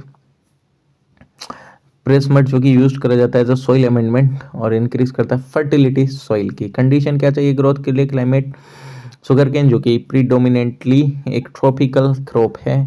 और इसके बाद अगर देखा जाए तो जो रिक्वायर करता है कितना हॉट टेम्परेचर 21 से 27 डिग्री सेल्सियस के बीच में, ह्यूमिड 75 से 150 सेंटीमीटर के बीच में। शुगर बीट अगर देखा जाए तो जो ट्यूबर क्रॉप है ये टेम्परेट ऑल्टरनेटिव है sugar cane for sugar cane. ये रिक्वायर करता है कि लगभग 10 से 18 महीने मैच्योर होने के लिए, डिपेंड करता है अपॉन द जियोग्राफिकल कंडीशन। ये हैवी रेनफॉल की वजह से लो शुगर कंटेंट देखने को मिलता है, डेफिशिएंसी की वजह से रेनफॉल में प्रोड्यूस होती है फाइब्रस क्रॉप। और जो टेम्परेचर अगर हो जाता है 20 डिग्री सेल्सियस से ऊपर तो combined with open sky in the second half of the crop season help करता है एक्वायर करने में जूस एंड उसके मोटा होने में, थिक होने में। और जो short cold dry winter season है ड्यूरिंग राइपनिंग एंड हार्वेस्टिंग वो एक आइडियल है, और जो फ्रोस्ट है वो डेट्रीमेंटल है to sugar cane and it must be harvested before frost season in northern part, क्योंकि जो where frost is a common phenomena. On the other hand अगर आप देखेंगे तो हॉट ड्राई विंड देखी जाए जैसे कि लू है वो होस्टाइल है टू शुगर केन, और जो बोथ फ्रोस्ट एंड लू है वो एब्सेंट होती है साउथ इंडिया में। सो जो साउथ है वो आइडियल है। जो कोस्टल प्लेन एंड जो वेस्टर्न साइड है वेस्टर्न घाट की वो जनरली अवॉइडेड होती है as gusty wind monsoon wind, जो कि डैमेज करते हैं क्रॉप का। सॉइल अगर देखी जाए तो सॉइल जो कि टॉलरेट करती है किसी भी तरीके की सॉइल को, जो कि मतलब शुगर केन जो कि टॉलरेट करती है किसी भी तरीके की सॉइल को, रिटेन करते हैं मॉइस्चर। शुगर केन जो कि एग्जॉस्ट करता है फर्टिलिटी सॉइल की। फ्लैट प्लेन और जो लेवल प्लेटी है वो एक एडवांटेज है शुगर केन कल्टीवेशन के लिए। ये फैसिलिटेट करता है irrigation and transportation of cane to the sugar mill. ठीक। लेबर देखी जाए तो चीप है, अबंडेंट लेबर, जो कि अगर देखी जाए तो ये prerequisite for successful cultivation of sugar cane. Production अगर देखा जाए तो इंडिया जो कि लार्जेस्ट एरिया है under sugar cane cultivation in the world, but अगर देखा जाए इन प्रोडक्शन में इंडिया जो कि लैग करता है बिहाइंड ब्राज़ील, और ये वर्ल्ड लार्जेस्ट प्रोड्यूसर है शुगर केन का। और जो प्रोडक्टिविटी है वो काफ़ी लो देखने को मिलेगी compare to Colombia, Peru, Indonesia, Egypt. तो शॉर्टेजेस देखने को मिलेंगे फर्टिलाइजर के, improper and untimely of fertiliser, uncertain weather condition, inadequate irrigation, poor varieties देखने को मिलेंगी कि इनकी small and fragmented holdings and backward method जो है कल्टीवेशन के मेजर कोज हैं लो यील्ड्स के इंडिया में। और ये कॉमन है राइस एंड शुगर केन के लिए। Sugar cane research institute Coimbatore जिनने की इंट्रोड्यूस करा system of ratooning reduce करने के लिए cost of sugar cultivation. Okay. और इसके अलावा अगर देखा जाए तो कहाँ गया लास्ट में, यहाँ पे ये जो टेबल बीच में दे देते हैं उससे फिर ऐसा लगता है कि ये कौन सा पॉइंट, अच्छा ये जो है फिर इसके बाद जो पॉइंट है ये वाला स्टार्ट होगा। रेटून क्रॉप जो कि वो सेकंड और any other successive crop obtain from the root left over in the field from the first crop. इस सिस्टम में जो शुगर केन की ये कट करा जाता है लीविंग द रूट, मतलब वही है कि देखो यार इसको उगाया कैसे जाता है। गन्ना निकाला, उसके नीचे का काट दिया जो थोड़ा सा, फिर उसको बाद में ज़मीन में उगा दोगे तो वो गन्ना उससे उगाएगा। ठीक। डिस्ट्रीब्यूशन अगर देखा जाए तो 3 डिस्ट्रिक्ट बेल्ट है शुगर केन की कल्टीवेशन की जो कि आइडेंटिफाई करी जाते हैं इंडिया में। सबसे पहले अगर देखा जाए तो Sutlej Ganga plain from Punjab to Bihar 51% जो टोटल एरिया का 60% कंट्री का प्रोडक्शन यहीं से ही होता है। लो ईल्ड क्योंकि यहाँ पे हाई समर टेम्परेचर रेंजिंग होती है 30 से 35 डिग्री सेल्सियस, जिसकी वजह से लो ग्रोथ देखने को मिलती है फाइबरस क्रॉप की। लू ड्राई स्कॉर्चिंग विंड मई एंड जून में देखने को मिलेगा विद डेसिकेटिंग इफेक्ट, और हैम्पर करता है नॉर्मल ग्रोथ को केन की। And in winter month December and January जो क्रॉप है वो likely to be damaged by severe cold and frost की वजह से। क्रशिंग जो होती है वो नहीं होती है विंटर में, ओनली 8 मंथ क्रशिंग चलती है सीजन की। फैक्ट्री जो कि रिमेन आइडियल रहती है सिर्फ 4 महीने विंटर के महीनों में। सेकंड है रीजन ब्लैक सॉइल बेल्ट जो कि महाराष्ट्र से तमिलनाडु तक चलती है along the eastern slope of the western Ghat, और प्रोटेक्ट करा जाता है इसको from high speed monsoon wind. High productivity देखने को मिलती है क्योंकि कोई भी विंड नहीं होती, जैसे कि लू होती है during the summer, reasonable high temperature होता है during winter, frost free climate होता है throughout the year long. Crushing होती है, फैक्ट्रीज होती है वो रन करती हैं पूरे साल भर। Coastal Andhra and the Krishna valley maritime wind जो होती है कोस्टल एरियाज में, मॉडरेट क्लाइमेट एंड इसकी वजह से क्या होता है बेटर शुगर कंटेंट होता है। Okay, plus all points of 2 यानी कि ये जो जितने भी हमने सेकंड वाले में हाई प्रोडक्टिव वाले पढ़े हैं ये सारे। साउथ इंडिया जो कि ऑफर करता है more favourable climate condition for the growth of sugar cane, but most important sugar cane belt जो कि कहाँ मिलती है नॉर्थ इंडिया में। तो बताइए क्या रीजन है इस पैराडॉक्सियल सिचुएशन के लिए, ये आपको मेंस का क्वेश्चन, इसको लिखने का प्रैक्टिस करिएगा।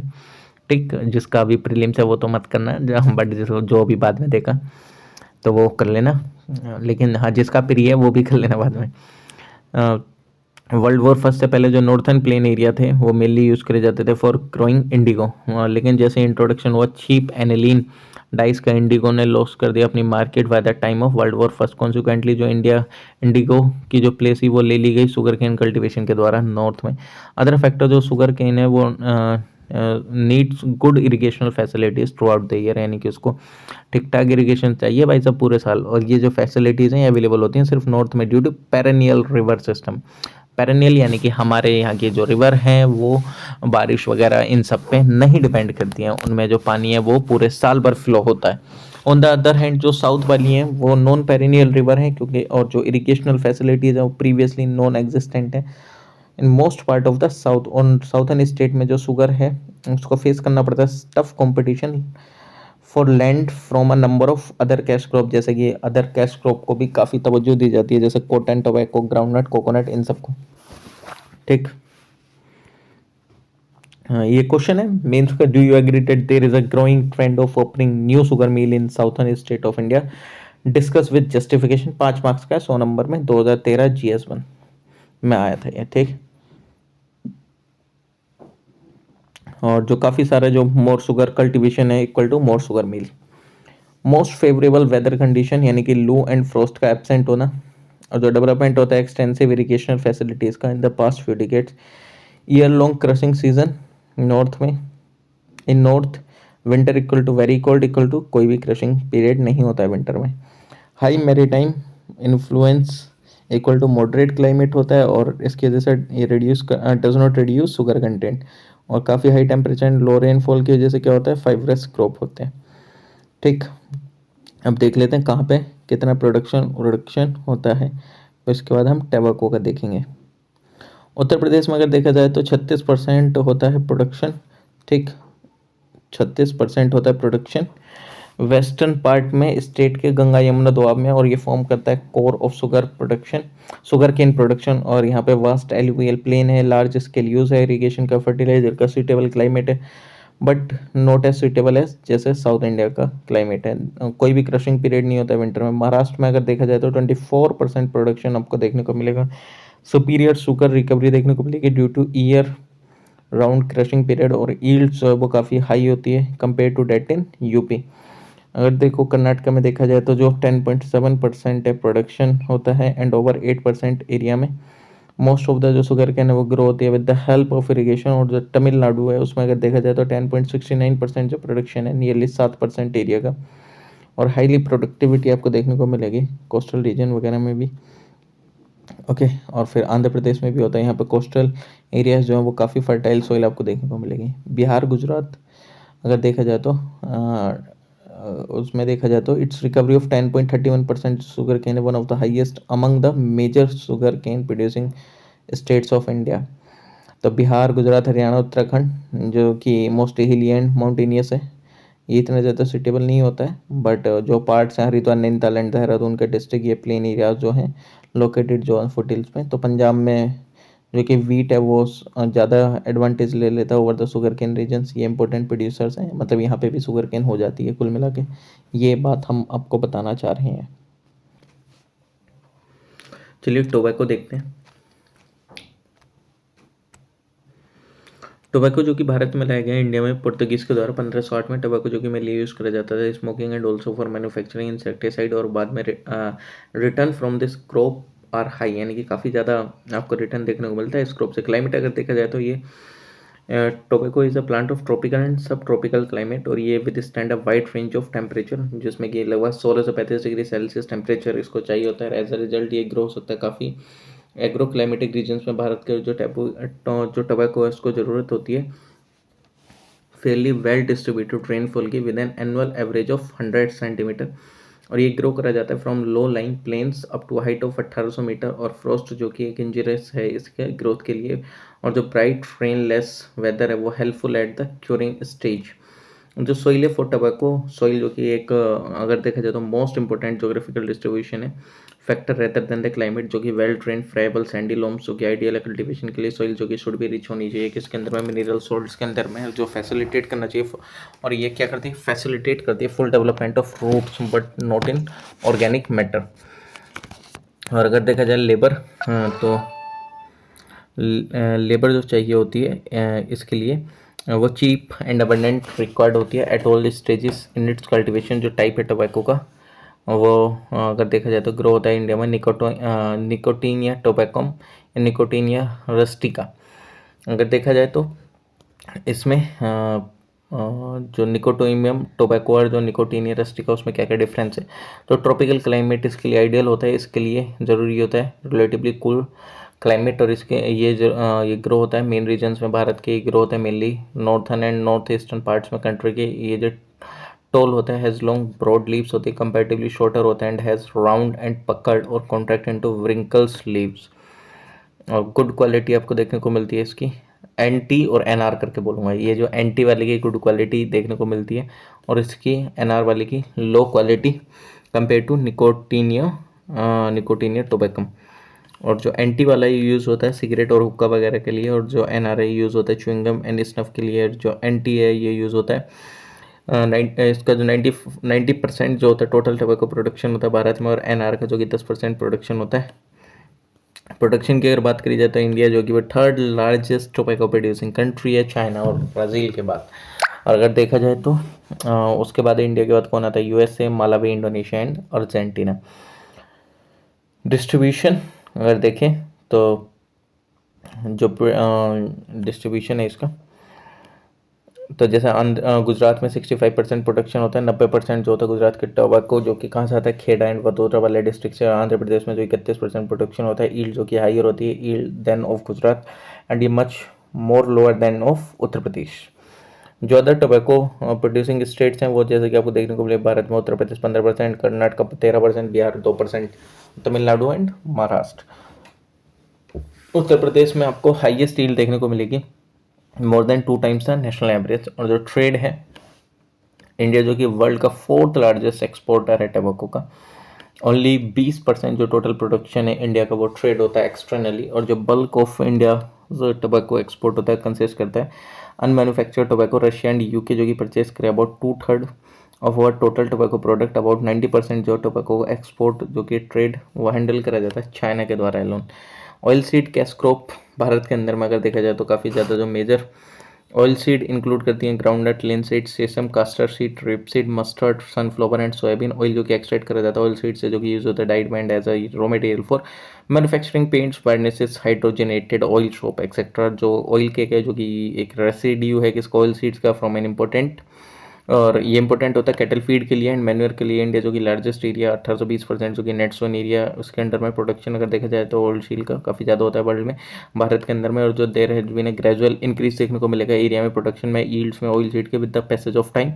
और जो प्रोडक्शन है ऑयल सीड का वो ऑलवेज आपको देखने को मिलेगा fall short of our demand, ठीक। एंड इंडिया जो ऑलवेज नेट इंपोर्टर है क्योंकि हम अपनी डिमांड ही मीट नहीं कर पाते हमारे प्रोडक्शन से, और काफ़ी कम स्कोप है for bringing additional area under oil seed, क्योंकि इंक्रीजिंग प्रोडक्टिविटी एक ही तरीका जो कि मीट कर सकता है हमारी डोमेस्टिक डिमांड को, क्योंकि हमारे यहाँ इतनी ज़्यादा पोल्यूशन है, वो पॉपुलेशन है एक तो। मध्य प्रदेश, राजस्थान, महाराष्ट्र एंड गुजरात जो कि मेन प्रोड्यूसर है मेजर ऑयल सीड के, जो कि अकाउंट करते हैं over 2/3 of the area and 3/4 of the production. जो अदर प्रोड्यूसर हैं वो इंक्लूड करते हैं जैसे कि आंध्र प्रदेश, यूपी, हरियाणा, कर्नाटक, तमिलनाडु, ये मैक्सिमम यील्ड देते हैं ऑयल सीड्स में, वेस्ट बंगाल, उड़ीसा, असम वगैरह में। ग्राउंडनट अगर देखा जाए तो ग्राउंडनट एक मोस्ट इंपॉर्टेंट ऑयल सीड है इंडिया की, ये अकाउंट करता है nearly half of the major oil seed producing in India. Groundnut जो कि कर्नल्स वो रिच होते हैं प्रोटीन्स में, वाइटामिन्स में, हाई कैलोरिफिक वैल्यू होती है। ये कंटेन करते हैं 40 to 50% ऑयल जो कि यूज़ होता है एज एडिबल और हाइड्रोजनेटेड वनस्पति। ये जो है ये यूज़ होता है manufacturing margarine, medical, emulsion, soap etcetera इन सब में। और अगर देखा जाए तो ये इट्स मतलब इसका जो ऑयल केक यूज़ होता है as an important rich cattle feed, और ये ऑफन एक रोटेशन क्रॉप है बिकॉज जो एटमॉस्फेरिक नाइट्रोजन फिक्सिंग एबिलिटीज देखने को मिलती है इसमें। कंडीशन कौन सी चाहिए ग्रोथ के लिए, एक ट्रॉपिकल क्रॉप है जो कि रिक्वायर करती है 20 से 30 डिग्री सेल्सियस टेम्परेचर एंड 50 से 75 सेंटीमीटर का रेनफॉल, और आइसो हाइट जो कि 100 सेंटीमीटर जो कि मार्क करता है upper limit for groundnut cultivation. Mainly it is mainly kharif crop but also cultivated होती है ड्यूरिंग रबी सीजन। और ये हाईली सस्पेक्टेबल है to frost, prolong drought, continuous rain and stagnant water, dry winter जो कि जरूरी होता है at the time of ripening. Well drained sandy loams, red, yellow and black cotton soil जो कि वेल सूटेड होते हैं। प्रोडक्शन एंड डिस्ट्रीब्यूशन इंडिया जो कि 17.4% अगर देखने को मिलेगा तो सेकंड लार्जेस्ट प्रोड्यूसर है ग्राउंड नट का, China 40%। Unlike rice and wheat कोई भी फिक्स्ड क्रॉपिंग एरिया नहीं है ग्राउंड नट के लिए। ग्राउंड नट जो कि rain fade crop and fluctuation देखने को मिलेगी इसके प्रोडक्शन में यूजुअली। आंध्र प्रदेश, तमिलनाडु, गुजरात एंड राजस्थान जो कि 4 मेन प्रोड्यूसर्स हैं। ये जो 4 स्टेट्स हैं टुगेदर अकाउंट करते हैं लगभग 70% टोटल प्रोडक्शन का इंडिया में। आंध्र प्रदेश जो कि 23% है, जो कि लार्जेस्ट प्रोड्यूसर ग्राउंड नट का इंडिया में। तमिलनाडु 18% है, जो कि सेकंड लार्जेस्ट प्रोड्यूसर है। गुजरात, राजस्थान, कर्नाटक एंड महाराष्ट्र जो कि अदर इंपॉर्टेंट प्रोड्यूसर्स हैं। ट्रेड अगर देखा जाए तो इंडिया जो एक्सपोर्ट करता है टेरस्टिकली, मतलब इंडिया का जो एक्सपोर्ट है टेरस्टिकली फॉल हुआ है ड्यू इंक्रीज डोमेस्टिक कंजम्पशन। सीसम अगर देखा जाए तो सीसम जो कि कंटेन करते हैं 40 to 45% ऑयल। सीसम ऑयल जो कि यूज़ होता है कुकिंग के लिए and manufacturing, perfumery and medicine के लिए। प्रोडक्शन एंड डिस्ट्रीब्यूशन अगर देखा जाए तो इंडिया काउंट करता है 1/3 of the world production and ये लार्जेस्ट प्रोड्यूसर है। सिंस ये एक रेन फेड खरीफ क्रॉप है जो प्रोडक्शन फ्लक्चुएट करता है ग्रेटली विद टाइम। सीसम जो कि प्रोड्यूस होता है almost all part of the country में। वेस्ट बंगाल जो कि लार्जेस्ट प्रोड्यूसिंग स्टेट है, 1/3 of the total production of India. और जो अदर मेजर प्रोड्यूसर हैं वो है Gujarat, Rajasthan and Maharashtra. Rapeseed and mustard अगर देखा जाए तो जो ऑयल कंटेंट है रेपसीड एंड मस्टर्ड का वो 25 to 45% देखने को मिलता है। यूज़ होता है कुकिंग के लिए as preservative for pickles and lubricant. Condition जो कि ग्रोथ के लिए चाहिए होती है। ये मेनली ग्रो होता है as a rabi crop in pure और mixed form with wheat, gram and barley. Like wheat and gram ये थ्राइव करते हैं only in cool climate of the Sutlej plain. और जो वेरी स्मॉल क्वांटिटी जो कि ग्रो होती है किसमें, पेनिनसुलर इंडिया में। राजस्थान विद 46% प्रोडक्शन स्टैंड करता है फर्स्ट इन इंडिया। हरियाणा जो कि सेकंड लार्जेस्ट प्रोड्यूसर है। मध्य प्रदेश जो कि थर्ड है। लिनसाइड अगर देखा जाए तो 35 to 47% ऑयल कंटेंट है। लिनसेंट ऑयल जो कि यूनिक ड्राइंग प्रॉपर्टी है एंड ये यूज़ होता है मैन्युफैक्चरिंग पेंट के लिए, varnishes, printing ink, oil cloth and waterproof fabrics के लिए। कंडीशन क्या है ग्रोथ के लिए कि ये रबी क्रॉप है। ये जो क्रॉप है ये ग्रो होती है अंडर वेरिड जोग्राफिकल कंडीशन। ये प्रीफर करती है कूल यानी कि 20 degree Celsius temperature and moist climate यानी कि 75 सेंटीमीटर का रेनफॉल। और ये कल्टिवेट होती है up to a height of 800 metre above sea level. Madhya Pradesh first पे आता है, 29% प्रोडक्शन होता है। बिहार में सेकेंड, बिहार सेकेंड पे आता है। उत्तर प्रदेश, फिर छत्तीसगढ़, फिर महाराष्ट्र जो कि मेन प्रोड्यूसर है। कास्टर सीड अगर देखा जाए तो कास्टर कंटेन करता है 50% ऑयल। और ये जो ऑयल यूज़ होता है as a hair oil for lightning, manufacturing, shop, leather tanning. Oil cake जो कि यूज़ होता है as a manure and leaves of the plant are fed to silkworms. Condition क्या है फॉर ग्रोथ, ये एक rain fed kharif crop in the north and rabi crop south में। गुजरात, राजस्थान, तेलंगाना जो कि मेन प्रोड्यूसर हैं इंडिया का एडिबल ऑयल इंडस्ट्री अगर देखी जाए तो इंडियंस जो कि यूज़ करते हैं ब्रॉडली इन एडिबल ऑयल्स का। वेजिटेबल ऑयल जो कि ऑब्टेन्ड होते हैं क्रशिंग करके लोकल ऑयल सीड्स का। मस्टर्ड जो कि नॉर्थ एंड ईस्टर्न इंडिया में होता है। ग्राउंडनट जो कि गुजरात में, महाराष्ट्र, कर्नाटका एंड आंध्र प्रदेश में। सीसम एंड ग्राउंडनट जो कि तमिलनाडु में होता है। कोकोनट जो कि केरला में होता है। एनिमल फैट घी मिलता है उनके मिल्क से। डालडा जो कि हाइड्रोजनेटेड मैटी वेजिटेबल ऑयल है। हाइड्रोजनेशन यानी कि एडिशन करा जाता है हाइड्रोजन का कन्वर्ट करने के लिए अनसैचुरेटेड लिक्विड फैट का सैचुरेटेड सॉलिड फैट्स में। और जो हाइड्रोजनेशन है ये होता है हार्ड करने के लिए और रेस करने के लिए मेल्टिंग पॉइंट ऑयल का। जस्ट एज घी, डालडा जो कि higher melting point and smoke point at which जो मॉलिक्यूल्स है वो ब्रेक डाउन होना स्टार्ट हो जाते हैं। एडवांटेजेस क्या हैं डाल्डा की, जो गुड सेल्फ लाइफ देखने को मिलेगी। फूड्स की क्वाइट चीप देखने को मिलेगा compare to edible oil. Disadvantages क्या हैं डाल्डा के, सैचुरेटेड फैट्स जो वो काफ़ी बैड होते हैं हेल्थ के लिए। ऑयल सीड्स अगर देखा जाए तो oil seed equal to yellow revolution यानी कि नेशनल डेयरी डेवलपमेंट बोर्ड एक प्ले करता है important role. In 1970s groundnut ने कि अकाउंट करा for almost 60% of India's edible oil consumption. Groundnut जो कि फॉलो करा जाता है, फिर mustard, cotton seed, coconut, sesame etcetera. Industry जो कि based totally domestically produced oil seed पे। प्रेजेंट अगर देखा जाए तो ग्राउंडनट ऑयल जो कि शेयर करता है डिक्लाइन हार्डली 1%। मस्टर्ड जो कि शेयर करता है decline to 10%। Palm, soybean and sunflower जो कि डोमिनेट करता है industry shift towards imported oil seed and oil. Palm oil 45%, soybean 20% और सनफ्लावर बाकी जो बचा है 35%। ठीक, ओके।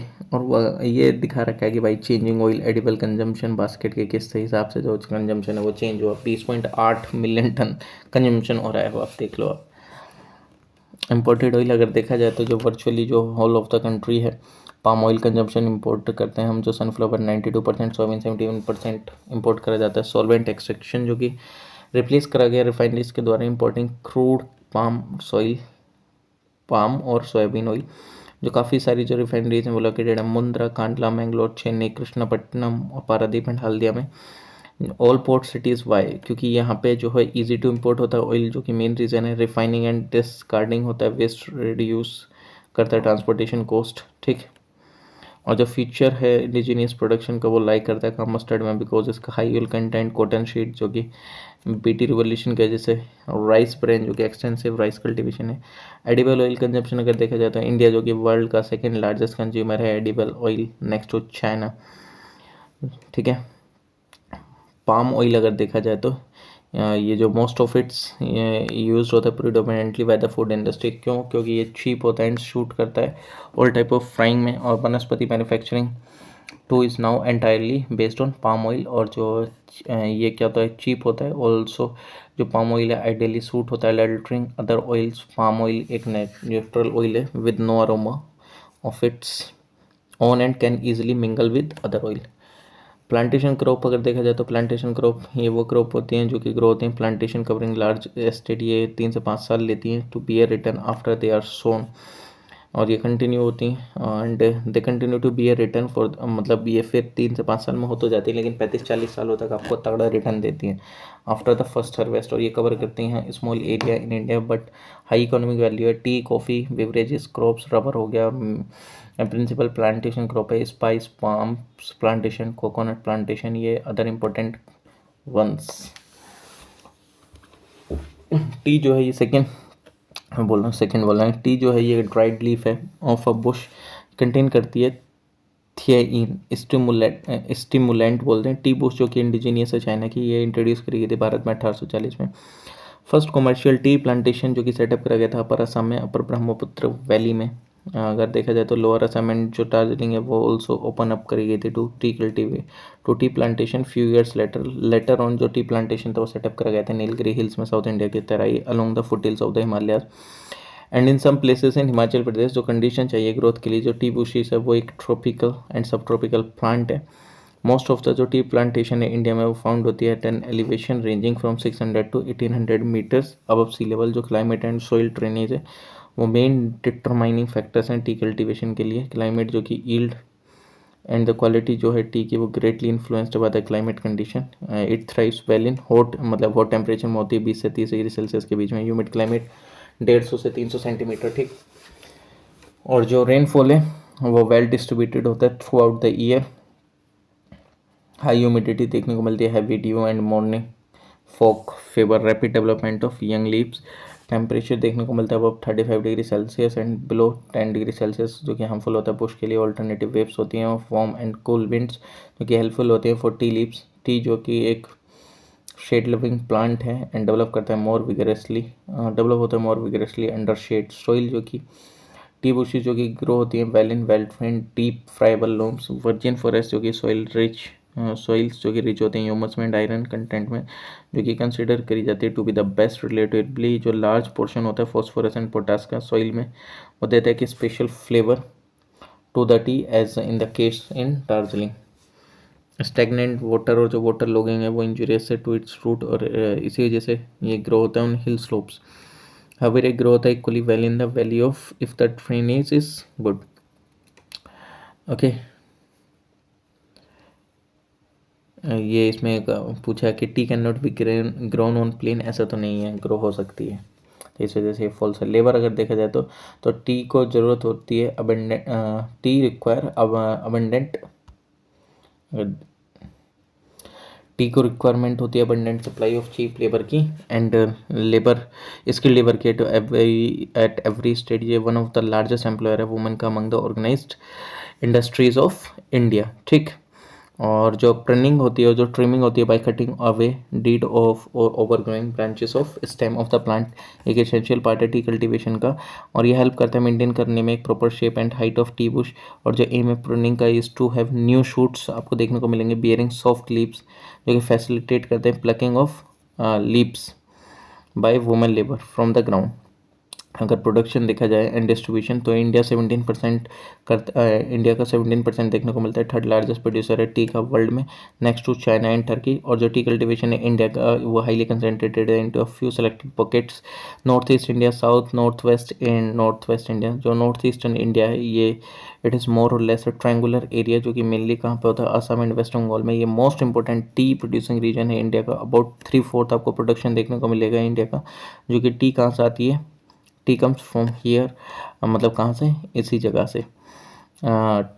3/4 जो प्रोडक्शन है इंडिया का इन्हें आसाम एंड वेस्ट बंगाल वगैरह से। और जो टी प्लांटेशन है वो स्मॉल देखने को मिलेगा in number but fairly large in size. और जो कुछ टी गार्डन्स है वो ऑल्सो फाउंड होते हैं कहाँ, त्रिपुरा में, अरुणाचल प्रदेश में एंड मणिपुर में। और जो आसाम है वो 51% अगर देखेंगे तो लार्जेस्ट प्रोड्यूसर है टी का, ठीक, इंडिया में। और जो ब्रह्मपुत्र वैली है वो एरिया प्रोवाइड करती है for the most ideal condition for T cultivation. जो फेवरेबल कंडीशन है, समर टेम्परेचर 30 डिग्री सेल्सियस चाहिए, विंटर में मतलब 10 से कम नहीं होना चाहिए, फ्रॉस्ट फ्री होना चाहिए, whether through out the year 300-400 centimetre annual rainfall चाहिए, एक्सटेंड होना चाहिए लगभग 9 महीने तक इतना।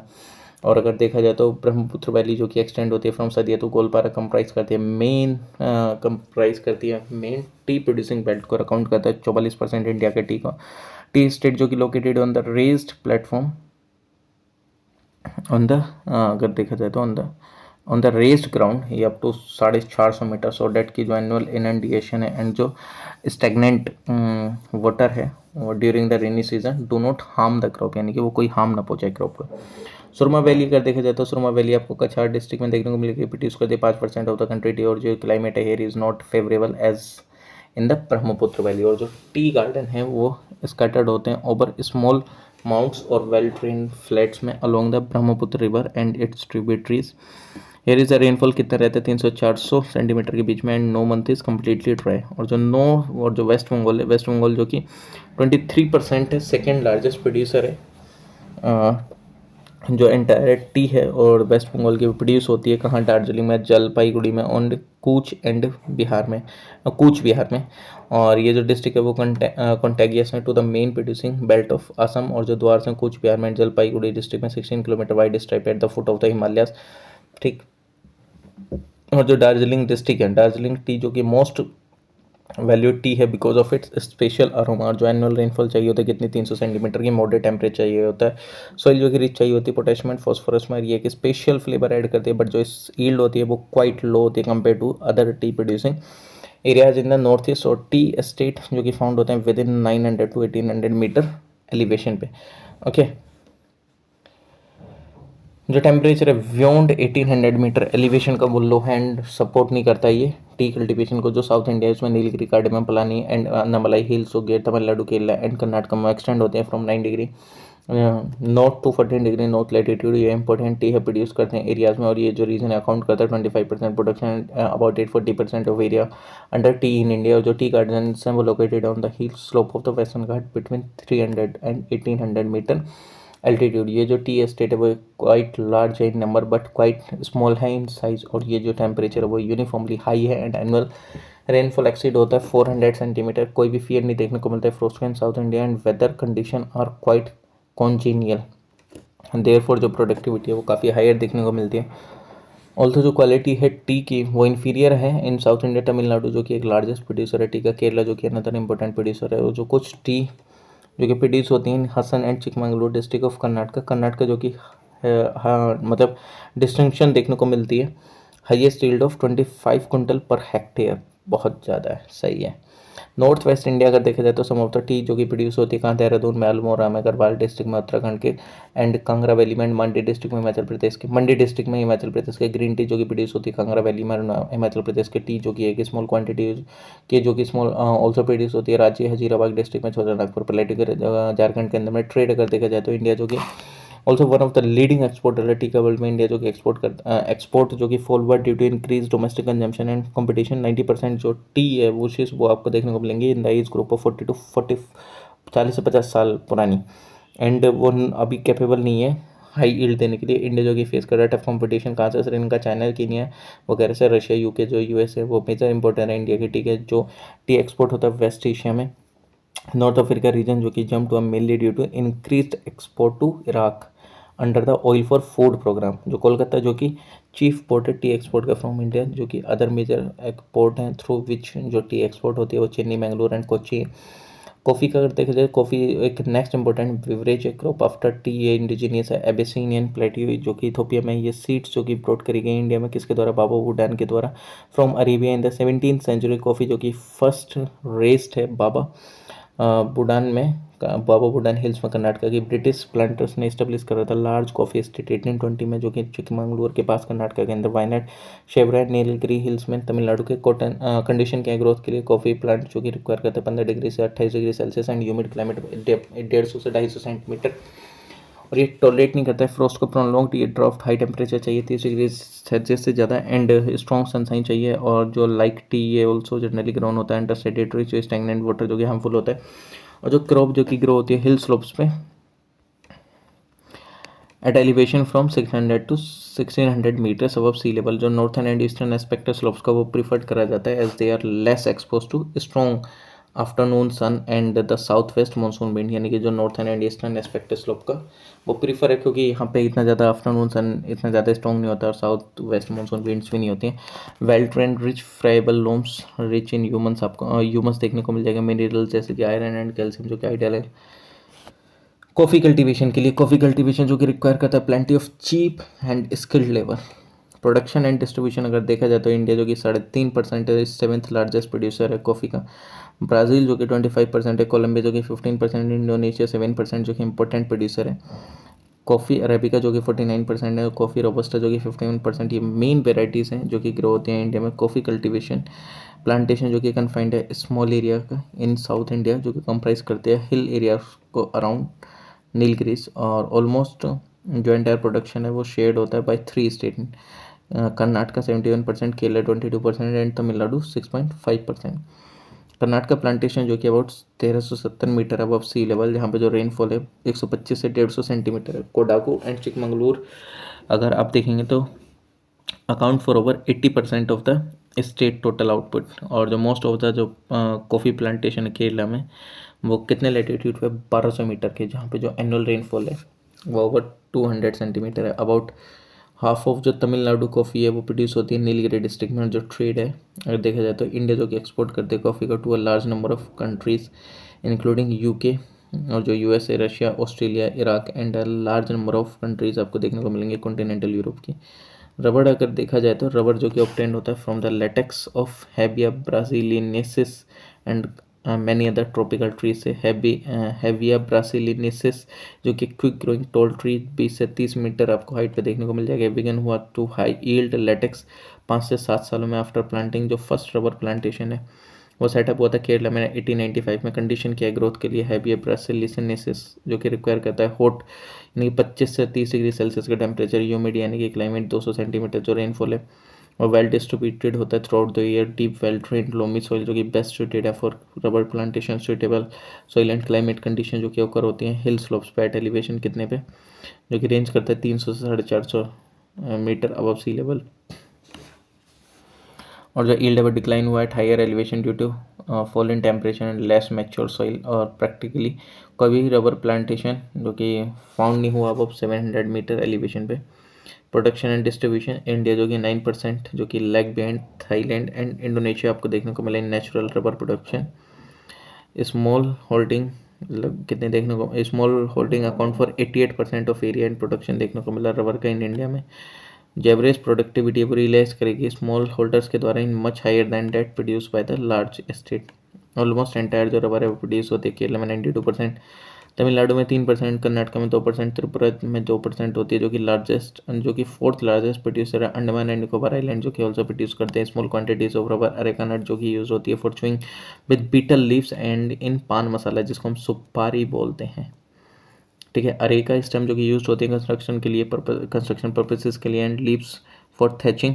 और ये एक ट्रॉपिकल ट्री है जो कि मैच्योरिटी का अटेन करता है हाइट ऑफ 20 से 25 मीटर। और ये फ्लरिश होता है वैली इन वार्म 15 से 35 डिग्री सेल्सियस टेम्परेचर के बीच में। ह्यूमिड क्लाइमेट में 200 से 300 सेंटीमीटर ग्रो होता है on a variety of soil जो कि range from well drained laterite red loamy to alluvial soil. इसका जो कल्टिवेशन है वो होता है from sea level to 1000 metres. India जो कि लार्जेस्ट प्रोड्यूसर अरेका नट का वर्ल्ड में केरला 37%, कर्नाटक, त्रिपुरा, असम एंड मेघालय जो कि मेजर प्रोड्यूसिंग स्टेट्स हैं।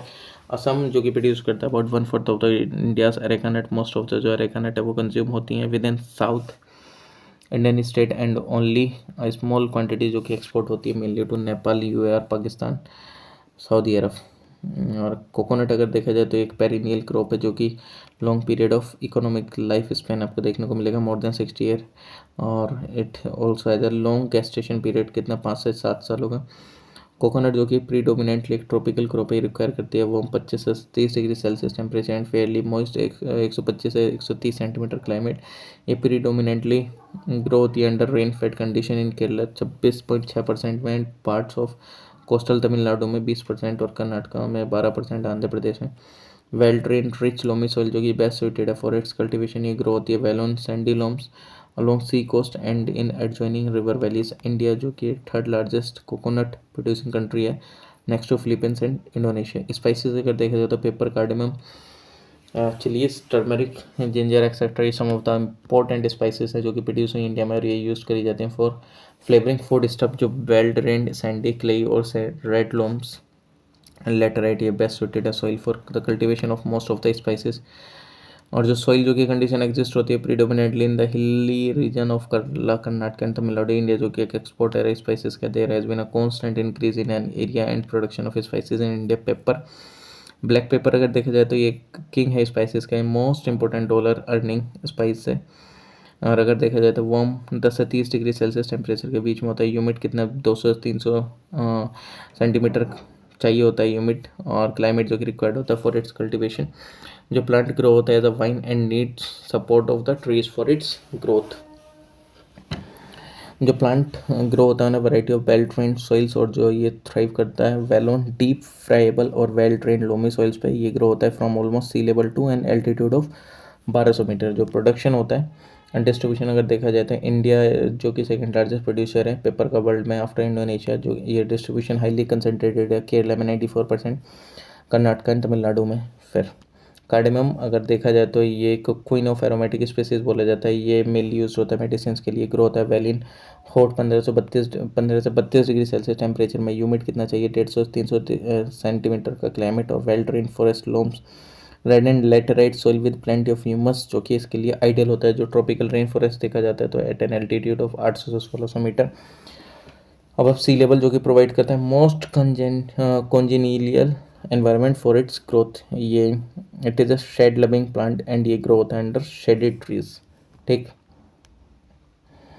प्रोडक्शन एंड डिस्ट्रीब्यूशन अगर देखा जाए तो इंडिया प्रोड्यूस करता है major part of the total world का टोटल कार्डेमम, और जो एंटायर प्रोडक्शन है वो आता है 3 स्टेट से। केरला से 53%, कर्नाटक से 42%, और फिर बाकी तमिलनाडु से। केरला में जो क्रॉप है वो लार्जली कंसनट्रेट होती है in the cardamom hills India, जो कि स्टैंड करता है second after the Guatemala in the export of cardamom.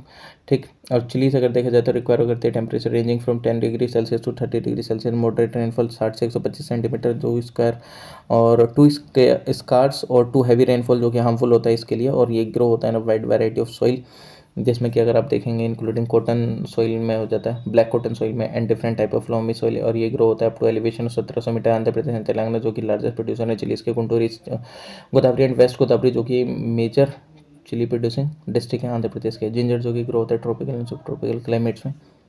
ये रिक्वायर करता है 10 से 25 डिग्री सेल्सियस का टेम्परेचर, 125 से 250 सेंटीमीटर का रेनफॉल। ये वेल ड्रेन सैंडी क्ले और रेड लोम्स एंड लेटेराइट जो कि बेस्ट सुटेड सॉइल साइंस के कल्टीवेशन के लिए ग्रो होता है from sea level to an altitude of 1300 metre अब सी लेवल। इंडिया जो कि 80% लार्जेस्ट प्रोड्यूसर है जिंजर का वर्ल्ड के अंदर में। मेघालय जो कि आंध्र प्रदेश के, केरला जो कि मेन प्रोड्यूसर हैं इसके। टर्मरिक अगर देखी जाए तो ये नेटिव है ट्रॉपिकल साउथ ईस्ट एशिया का। इंडिया जो कि इंपॉर्टेंट प्रोड्यूसर है, इंडिया जो कि इंपॉर्टेंट प्रोड्यूसर है किसका, टर्मरिक का वर्ल्ड के अंदर में। ओके। नेक्स्ट अगर देखा जाए तो Andhra Pradesh more than Andhra Pradesh more than half is largest producer है इसका। ओके। हॉर्टिकल्चर अगर देखा जाए तो इंडिया जो कि सेकंड लार्जेस्ट प्रोड्यूसर है फ्रूट्स एंड वेजिटेबल्स का वर्ल्ड में आफ्टर चाइना। हॉर्टिकल्चर सेक्टर जो कि कंट्रीब्यूट करता है 25 से 30% हमारी जीडीपी में फ्रॉम एग्रीकल्चर। और इंडिया जो कि लार्जेस्ट प्रोड्यूसर है बनानास एंड मैंगोज का। कैशू नट अगर देखा जाए तो कैंडल ये यूज होता है as a dry fruit. Cashew nut जो कि रिक्वायर करता है एवरेज टेम्परेचर कितना 16 से 25 डिग्री सेल्सियस का टेम्परेचर। एंड ये ग्रो होता है रीजन्स में जिसमें कि वाइड रेंज ऑफ रेनफॉल 50 से 350 सेंटीमीटर की होती है। ये ग्रो होता है widely on poor laterite also on the west coast and on sandy soils on the east coast. At present जो कि इंडिया जो कि होल्ड करता है फर्स्ट पोजीशन वर्ल्ड में in the production of cashew. और जो कोस्ट है महाराष्ट्र का 29.9% प्रोड्यूस करता है। आंध्र प्रदेश 15.7%, उड़ीसा, फिर केरला, फिर कर्नाटका, फिर तमिलनाडु जो कि मेजर प्रोड्यूसर है। इंडिया जो कि लार्जेस्ट एक्सपोर्टर है कैश्यू नट का candle in the world. Mango जो कि एक नेटिव है इंडियन मैंगो जो कि क्या नेटिव है to the Indian monsoon lands और more than half of the world. Mango जो कि प्रोड्यूस होती है इंडिया में, ये ऑल्सो लार्जेस्ट एक्सपोर्टर है। अल्फोंसो मैंगो जो कि इंपॉर्टेंट एक्सपोर्ट वेराइटी मैंगो जो कि ग्रो होते हैं एरियाज में with temperature from 20 degree Celsius temperature to 30 degree Celsius temperature and rainfall होता है लगभग 75 से 250 सेंटीमीटर। और ये ग्रो होता है almost all soils of India में। और ये लार्जली ग्रो होता है in groups near towns and ये विलेज जो कि where it has a ready market. Mango जो कि हाईली पेरिशेबल फ्रूट है हमारा। ओके। उत्तर प्रदेश, बिहार, आंध्र प्रदेश, वेस्ट बंगाल, उड़ीसा जो कि मेन प्रोड्यूसर है। एप्पल जो कि एक टेम्परेट फ्रूट क्रॉप है, ये रिक्वायर करता है sunny climate with gentle winds और पार्शियल सन रिड्यूसेस ईल्ड्स। और ये रिक्वायर करता है average temperature 22 degree Celsius during the growing season. और in the non growing season apple crop जो टॉलरेट करता है वेरी लो टेम्परेचर जैसे कि rain, fog and cloudy weather hamper करता है growth at the time of maturity. और well distributed होता है लगभग 100 से 150 125 सेंटीमीटर रेनफॉल में through out the growing season is optimal. और एप्पल ऑर्चर्ड जो कि रीजन जो कि फ्री होता है from hello storm and frost से। वेल ड्रेन लोमी सॉइल जो कि रिच होता है किसमें, ह्यूमस में। और मोस्ट सुटेबल होता है फॉर एप्पल कल्टिवेशन। ये जो सॉइल है एंड क्लाइमेटिक कंडीशंस हैं वो कहाँ पे मिलते हैं आपको, हिल स्लोप्स पे एट एल्टीट्यूड रेंजिंग फ्रॉम 1500 से 2700 मीटर। और in most areas apple orchard जो कि रिप्लेस करता है मिलेट क्रॉप को बिचार of low value. Kullu and Simla district जो कि हिमाचल प्रदेश में होते हैं। और जो कश्मीर वैली एंड जो हिली एरियाज है उत्तराखंड के, ये इंपॉर्टेंट एप्पल ग्रोइंग एरियाज हैं। बनाना अगर देखा जाए तो ये एक ट्रॉपिकल एंड सब ट्रॉपिकल क्रॉप है। ये रिक्वायर करती है एवरेज टेम्परेचर 25 डिग्री सेल्सियस से through out in growth period. और जो रेनफॉल है वो फेयरली अबव होता है 150 सेंटीमीटर से। ऑल्थो जो कल्टीवेशन स्प्रेड होता है all over India but peninsular India जो कि प्रोवाइड करता है ideal condition for its cultivation. Tamil Nadu and Maharashtra account करते हैं for about half of total production. Orange अगर देखा जाए तो ये वाइडली ग्रोन होता है both in north and south India. और जो कि सॉइल जो कि इंपॉर्टेंट फैक्टर है ऑरेंज का, देन क्लाइमेट। और मोस्ट ऑफ द जो ऑरेंज है और ऑर्चर्ड्स के वो रेन फेड हैं। लोकेटेड होते हैं एट द हाइट ऑफ 600 से 1500 मीटर के बीच में। वेल ट्रेंड सैंडी सॉइल जो कि परमिट करते हैं root penetration up to 2 to 4 metre. और ये बेस्ट सूट होते हैं फॉर ऑरेंज कल्टीवेशन। ऑल्सो जो ऑरेंज है वो ग्रो होता है almost all the states. Its cultivation is more prominently concentrated in the hilly region of Uttarakhand. Kangra valley जो होती है हिमाचल प्रदेश की, दार्जिलिंग की इन वेस्ट बंगाल, वो खासी एंड जयंतिया हिल्स की मेघालय में, कोडागू डिस्ट्रिक्ट में कर्नाटक के, वो इंपॉर्टेंट ऑरेंज ग्रोइंग रीजन से। ग्रेप अगर देखा जाए तो ये सब ट्रॉपिकल वाइन प्लांट है। और ये रिक्वायर करता है क्या, long summer and short winter, moderately fertile और वेल ट्रेंड सॉइल आपको देखने को मिलेगी। Relatively low water supply during the growing period is good for the crop. और bright sunshine and during maturity essential है। नॉर्थ इंडिया में अगर देखा जाएंगे तो ये ग्रो होती है कहाँ पे, समर में ओनली। और साउथ इंडिया में जो प्लांट है वो ग्रो होता है throughout the year and gives 2 crops a year। और ग्रेप्स जो कि ग्रो होती हैं anywhere in India. Grapes can be grown anywhere in India. Peach जो कि एक टेम्परेट फ्रूट है जो कि हाईली पेरिशेबल है मोर देन एप्पल। और जो मेन एरियाज हैं पीच कल्टीवेशन के वो हैं Himachal Pradesh, Uttarakhand, Kashmir valley. Okay. Pear अगर देखा जाए तो एक अनोदर टेम्परेट फ्रूट है जो कि मेनली ग्रो होता है कश्मीर में, कुमाऊनी रीजन में, उत्तराखंड के, हिमाचल प्रदेश के इन the north and Nilgiri hills में इन द साउथ। और ये जो एरिया है ये ऑफर करता है suitable cultivation of cold winters, cold summers, moderate rainfall, high percentage of cloudiness and mist वगैरह इन एरियाज में ये मिल जाती है।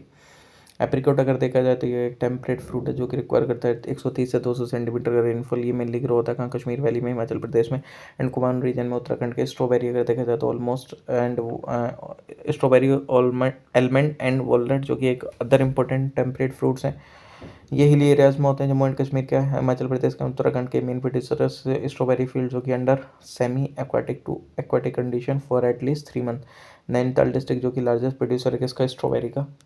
वेजिटेबल अगर देखा जाए तो ये India and China most important vegetable producer है वर्ल्ड में, as most of the vegetable जो कि पेरिशेबल हैं और एक ग्रो होते हैं अराउंड एरियाज जहाँ where there is a ready market. Cereals जो कि प्रीफर करे जाते हैं ओवर वेजिटेबल कल्टीवेशन रीजन जहाँ पे लेबर की शॉर्टेज होती है।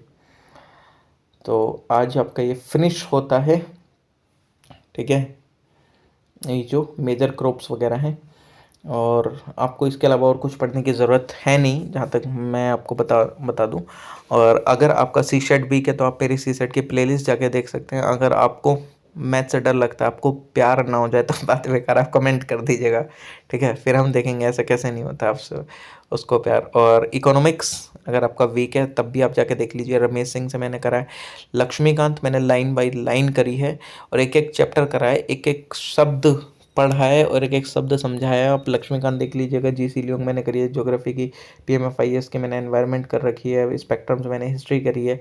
और इफ़ अगर आपको उसके अलावा भी कुछ वीडियोस चाहिए या कुछ डाउट है तो आप मेरे को कमेंट सेक्शन में कमेंट कर सकते हैं। ओके, तो all the best for your exam. मिलते हैं नेक्स्ट वीडियो में। Take care.